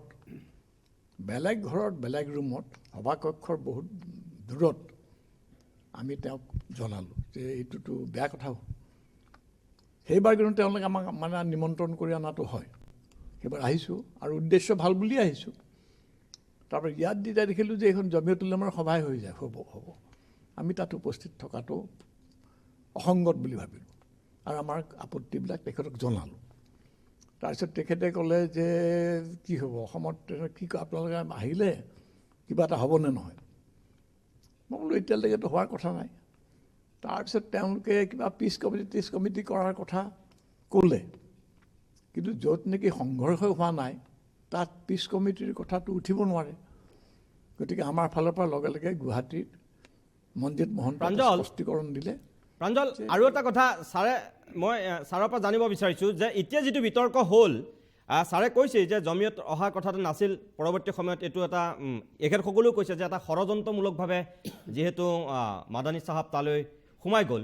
এতিয়া কথা হ'ল যিটো বিতৰ্ক হৈছে, ছাৰে কিবা সন্দেহ কৰে নেকি কোনোবাই ব্যৱহাৰ কৰিলে নেকি আচলতে এই DACক, Delhi action committee for Assam, এই সংগঠনটোক কোনোবাই ব্যৱহাৰ কৰিলে নেকি? বা এই 5গৰাকী ছাৰৰ লগতে 5গৰাকী যি বিশিষ্ট ব্যক্তি, এই 5গৰাকী ব্যক্তিয়ে গম নোপোৱাকৈ ছাৰৰ লগতে ব্যৱহৃত হৈ গ'ল নেকি কাৰোবাৰ নেপথ্যত, কোনোবাই পকালে, যাৰ কাৰণে এতিয়া বিতৰ্ক হৈছে? কি বুলি ভাবে? হয়, এইখিনিতে যিহেতু জমিয়তৰ কথাটো পুনৰ এবাৰ মই আপোনাৰ ওচৰলৈ আহিছোঁ, আপোনালোকে এইটো কথা কোৱা হৈছিল, কিন্তু আপোনালোক গোটেইকেইজনৰ নিজস্ব এক ভাৱমূৰ্তি আছে। অসমবাসী ৰাইজে আপোনালোকক শ্ৰদ্ধা কৰে, সন্মান কৰে। আপোনালোকে যেনেদৰে দিগদৰ্শন দিয়ে সেই দিশত অসমবাসী ৰাইজেও চিন্তা চৰ্চা কৰে কথাখিনি। গতিকে ক'ৰবাত Delhi action committee for Assam নামৰ যিটো সংগঠন আছে, তেওঁলোকক আপোনালোক গোটেইকেইজনক মাতি অনা হ'ল, ক'ৰবাত কেনেবাকৈ তেওঁলোকৰ যোগেদি আপোনালোকৰ নামকেইটা ব্যৱহাৰ কৰা হ'ল নেকি? এই ধৰণৰ সন্দেহৰ মই কোনো কাৰণ নেদেখোঁ। Delhi action committee for Assam এইটো মানে গৱেষক ছাত্ৰ, অধ্যাপক, ডেকা অধ্যাপক, বৰ বেছি তেওঁলোক হয়তো এই ধৰণৰ কাম কাজত পৰিপক্ক হৈ উঠাও নাই। তেওঁলোকে মাতিছে, গতিকে তেওঁলোকে কিবা নাজানি ভুল কৰিব পাৰে। ইচ্ছাকৃতভাৱে তেওঁলোকে কিবা ভুল কৰে বুলি মোৰ বিশ্বাস নহয়। তেওঁলোকৰ উদ্দেশ্য সৎ। উদ্দেশ্যটো কথা কোৱা নাই, তেওঁলোককো ক'ৰবাত ব্যৱহাৰ কৰা হ'ল নেকি আপোনালোকৰ নামখিনিক লৈ জমিয়তৰ ফালৰ পৰা? নাই, কি ব্যৱহাৰ? এই তোমালোকে এই কথাটো বুজিব লাগিব যে মাদানী তাত 15 মিনিট সময় আছে। মিটিংখন হৈছে 2.5 ঘণ্টা ধৰি। 2.5 ঘণ্টাৰ মিটিঙত এজন মানুহ 15 মিনিট থাকি কিবা কিবি কৈ গুচি গ'ল আৰু বাহিৰত কিছুমান কথা ক'লে। তেওঁৰ বাহিৰত কথা কোৱা কথাৰ লগত অভিৱৰ্তনৰ কোনো সম্পৰ্ক নাই। সেইটো তেওঁ আৰু প্ৰেছৰ কথা। গতিকে মিছাকৈ ল'ৰাকেইটাক মিছামিছি ইমান অপদস্থ কৰাৰ মই কোনো কাৰণ দেখা নাই। আৰু এটা কথা মনত ৰাখিব লাগিব যে অসমৰ পৰা যদিও এটা দল গৈছে, সেই দলটোৰ মুখপাত্ৰ আছিল 2জন, মই আৰু অপূৰ্ব বৰুৱা। মঞ্চত আমিহে আছিলোঁ, বাকীসকলে এটাও কথা কোৱা নাই। গতিকে আমাৰ ফালৰ পৰা আমি সমূহীয়া যিবোৰ মত খুব সাৱধানে আমি তাত দাঙি ধৰিছোঁ। আৰু দিল্লীৰ বিভিন্ন বক্তাৰ মাজত যি ধৰণৰ ভুল বুজাবুজি দেখিলোঁ, যি ধৰণৰ ধাৰণা, সেইবোৰ আমি দূৰ কৰিবলৈ চেষ্টা কৰিলোঁ। এজন বক্তাই এই ধৰণৰ কথাও ক'লে যে কি এইবোৰ মিছামিছি অসমৰ কাৰণে বেলেগ ৰাষ্ট্ৰীয় নাগৰিক পঞ্জী হ'ব লাগে, সকলো মানুহৰ সমান অধিকাৰ, সেইবোৰ কথা যে অসমৰ ক্ষেত্ৰত প্ৰযোজ্য নহয়, আমি বুজাই দিব লগা হ'ল। এইবোৰ কথা কিন্তু প্ৰেছত নোলাল, প্ৰেছ নাথাকিলোঁ ইমান দেৰিলৈ। মাদানীৰ কথাখিনি লৈ গুচি গ'ল। দিল্লীৰ প্ৰেছৰে কাৰবাৰ। প্ৰাঞ্জল, মোৰ সময় যিহেতু শেষ হৈ আহিছে, মই শেষত ছাৰক সুধিব বিচাৰিছোঁ আপোনাৰ যোগেদি যে যিহেতু ছাৰে ক'লেই যে মোহন ভাগৱতৰ লগত বহাত ছাৰৰ আপত্তি নাই, এতিয়া যিহেতু মাদানীক লৈ এই বিতৰ্ক হ'ল, মাদানীয়ে যিহেতু ষড়যন্ত্ৰটো ৰচিলে, পৰৱৰ্তী সময়ত ভৱিষ্যতলৈ মাদানীৰ লগত ছাৰ কিবা কাৰণত বহিব নে নবহে? যদি কিবা পৰিৱেশ পৰিস্থিতি হয় অসমক লৈ বা ভাৰতবৰ্ষৰ বিভিন্ন সমস্যাক লৈ, এইজন মাদানীৰ লগত এতিয়া ছাৰ পৰৱৰ্তী সময়ত বহিব নে নবহে? 1, 2, এতিয়া যিটো বিতৰ্কৰ সূত্ৰপাত ঘটিল, যিটো পৰিৱেশ হ'ল, সামগ্ৰিকভাৱে ছাৰৰ এতিয়া নিজা দৃষ্টিভংগী কি? কিদৰে ছাৰে বিশ্লেষণ কৰিব এই গোটেই পৰিৱেশটোক? নিশ্চয়কৈ হয়, আমি আপোনালৈ শেষৰটো প্ৰশ্ন আগবঢ়াইছোঁ। আপুনি আগতেই ক'লে যে মোহন ভাগৱতৰ সৈতেও আপোনাৰ বহাত আপত্তি নাই যদি এখন ধৰ্ম নিৰপেক্ষ মঞ্চ হয় বা তাত নিৰপেক্ষ মঞ্চ হয়। তেনে ক্ষেত্ৰত মাদানীৰ সৈতে ভৱিষ্যতে এই ঘটনাটো হৈ যোৱাৰ পিছত অসমৰ ৰাইজে কিন্তু এটা কথাত যিসকল সাধাৰণ লোক অসমৰ আছে এই মুহূৰ্তত সকলোৰে এটাই প্ৰশ্ন যে ছাৰহঁতে মাদানীৰ সৈতে একেলগে বহিছিল কিয়? এই প্ৰশ্নটো সকলোৰে মনত আছে। গতিকে ভৱিষ্যতলৈ আপোনালোকে একেলগে বহিব নে নবহে এনেকুৱা ধৰণৰ? এতিয়া তোমালোকে মই ভাবোঁ যে অসমৰ সকলো টিভি চেনেলে মাদানীক লগ ধৰি তেওঁৰ মতামত লোৱা উচিত। এই কথাটো কোনেও কৰা নাই, কিন্তু এফালৰ পৰা তেওঁ অমুক কৈছে তমুক কৈছে বুলি চবেই কৈ আছে আৰু কিবা কিবি ৰেকৰ্ডিঙো কৰিছে। তেওঁৰ পৰা স্পষ্টীকৰণ বিচৰা উচিত। তেওঁ অসমত সংঘৰ্ষ বিচাৰে নেকি? তেওঁ হিন্দু মুছলমানৰ সম্পৰ্কটো এই ধৰণে শেষ হোৱা বিচাৰে নেকি? আৰু ইয়াৰ মাজত NRC শেষ হৈ যোৱাটো, বাঞ্চাল হৈ যোৱাটো কামনা কৰে? এই প্ৰশ্নবিলাক তেওঁ কৰা উচিত। তোমালোকে তেওঁ নিশ্চয় ক'ব কিবা এটা তেওঁৰ ফালৰ পৰা, আৰু যদি কিবা তেওঁ ভুল কৰিছে স্বীকাৰ কৰিব, আৰু ভুল স্বীকাৰ নকৰিলে মানুহে তেওঁৰ প্ৰকৃত পৰিচয়টো পাব। এতিয়া তাকে নকৰি মোক আৰু মাদানী, মই মাদানী মুখপাত্ৰ নেকি? মোক মাদানীৰ কথা সুধি থকাৰ কোনো অৰ্থ নাই। আৰু যদি সুধিছা যে তেওঁ ভৱিষ্যতে বহিব পাৰোঁ নে নোৱাৰোঁ, এতিয়া তেওঁৰ মতামত আচলতে কি সেইটো দুবাৰ ৰেকৰ্ডিং হৈছে, দ্বিতীয়বাৰ ৰেকৰ্ডিং মই শুনা নাই, মই কৈছোঁ তোমাক। আৰু যদি দেখোঁ যে তেওঁ মানে হেৰি কৰিব, যদি তেওঁ মানে কিবা সভালৈ আহে, মই তেওঁক লগে লগে তেওঁৰ পৰা মই তেওঁক বয়কট কৰি গুচি যাম, তেনেকুৱা কথা মই এতিয়াও ভবা নাই।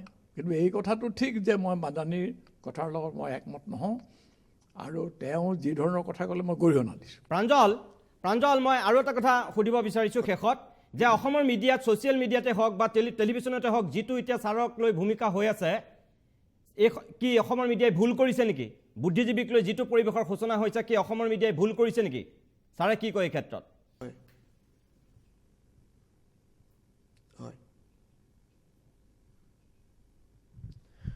গোটেই ঘটনা আজি বিগত সোমবাৰৰ পৰা আজিৰ তাৰিখলৈকে অসমত গোটেই বিষয়টো চৰ্চাত আছে।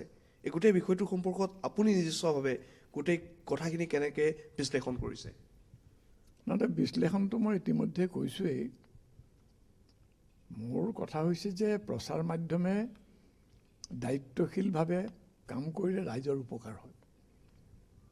দিল্লীৰ প্ৰচাৰ মাধ্যমে এটা কথা আমাৰ অসমৰ মানুহে মনত ৰাখিব লাগিব, যে দিল্লীৰ প্ৰচাৰ মাধ্যমে দিল্লীৰ কথাহে অসমৰ মানুহক জানিবলৈ দিবলৈ বিচাৰে। অসমৰ কথাও তেওঁলোকে যি ধৰণে কয় সেই ধৰণেহে প্ৰচাৰ তেওঁলোকে কৰে। তেওঁলোকৰ ইচ্ছামতে, তেওঁলোকৰ দৃষ্টিভংগীমতে অসমৰ কথাবিলাক প্ৰচাৰ হয়। অসমৰ যে নিজৰ কিবা ক'বলগীয়া থাকিব পাৰে, অসমৰ মানুহৰ যে বিভিন্ন দৃষ্টিভংগী থাকিব পাৰে, সোৱণশিৰি নদী বান্ধৰ কথাই হওক, হিন্দু বাংলাদেশীক নাগৰিকত্ব দিয়াৰ কথাই হওক, এই সকলোবিলাক বিষয়ত অসমৰ মানুহৰ নিজস্ব এটা দৃষ্টিভংগী আছে, নিজস্ব মতামত আছে। এই সম্পৰ্কে কোনো গুৰুত্ব নিদিয়াকৈ দিল্লীৰ পৰা কথাবিলাক কৈ থকা হয়। আৰু এই NRC বিষয়তো আমাৰ কথা, আমি ৰাইজৰ প্ৰতিনিধি, আমি এখন অভিৱৰ্তনৰ পৰা আহিছোঁ, আমাৰ কথাত গুৰুত্ব দি আছোঁ।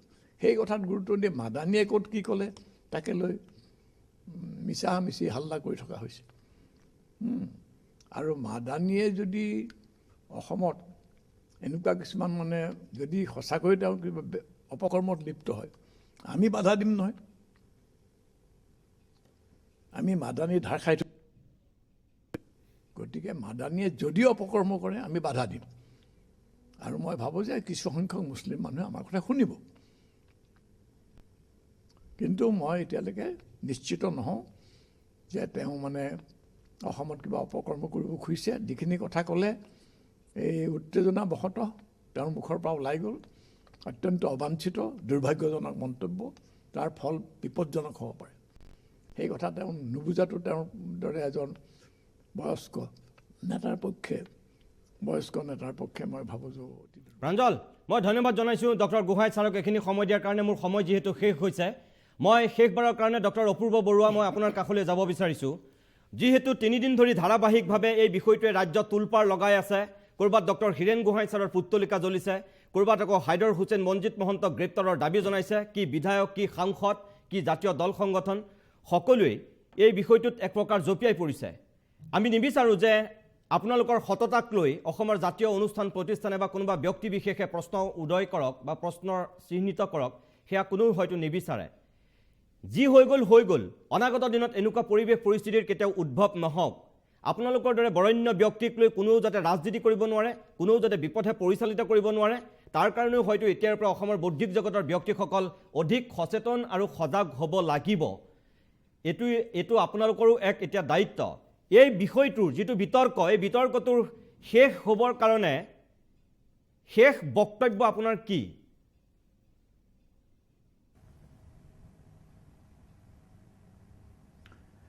এটা কথা স্পষ্ট ৰাজহুৱা জীৱনত শুনিছেনে ৰাজহুৱা জীৱনত যিবোৰ মানুহ থাকে মই ভাবোঁ তেওঁলোক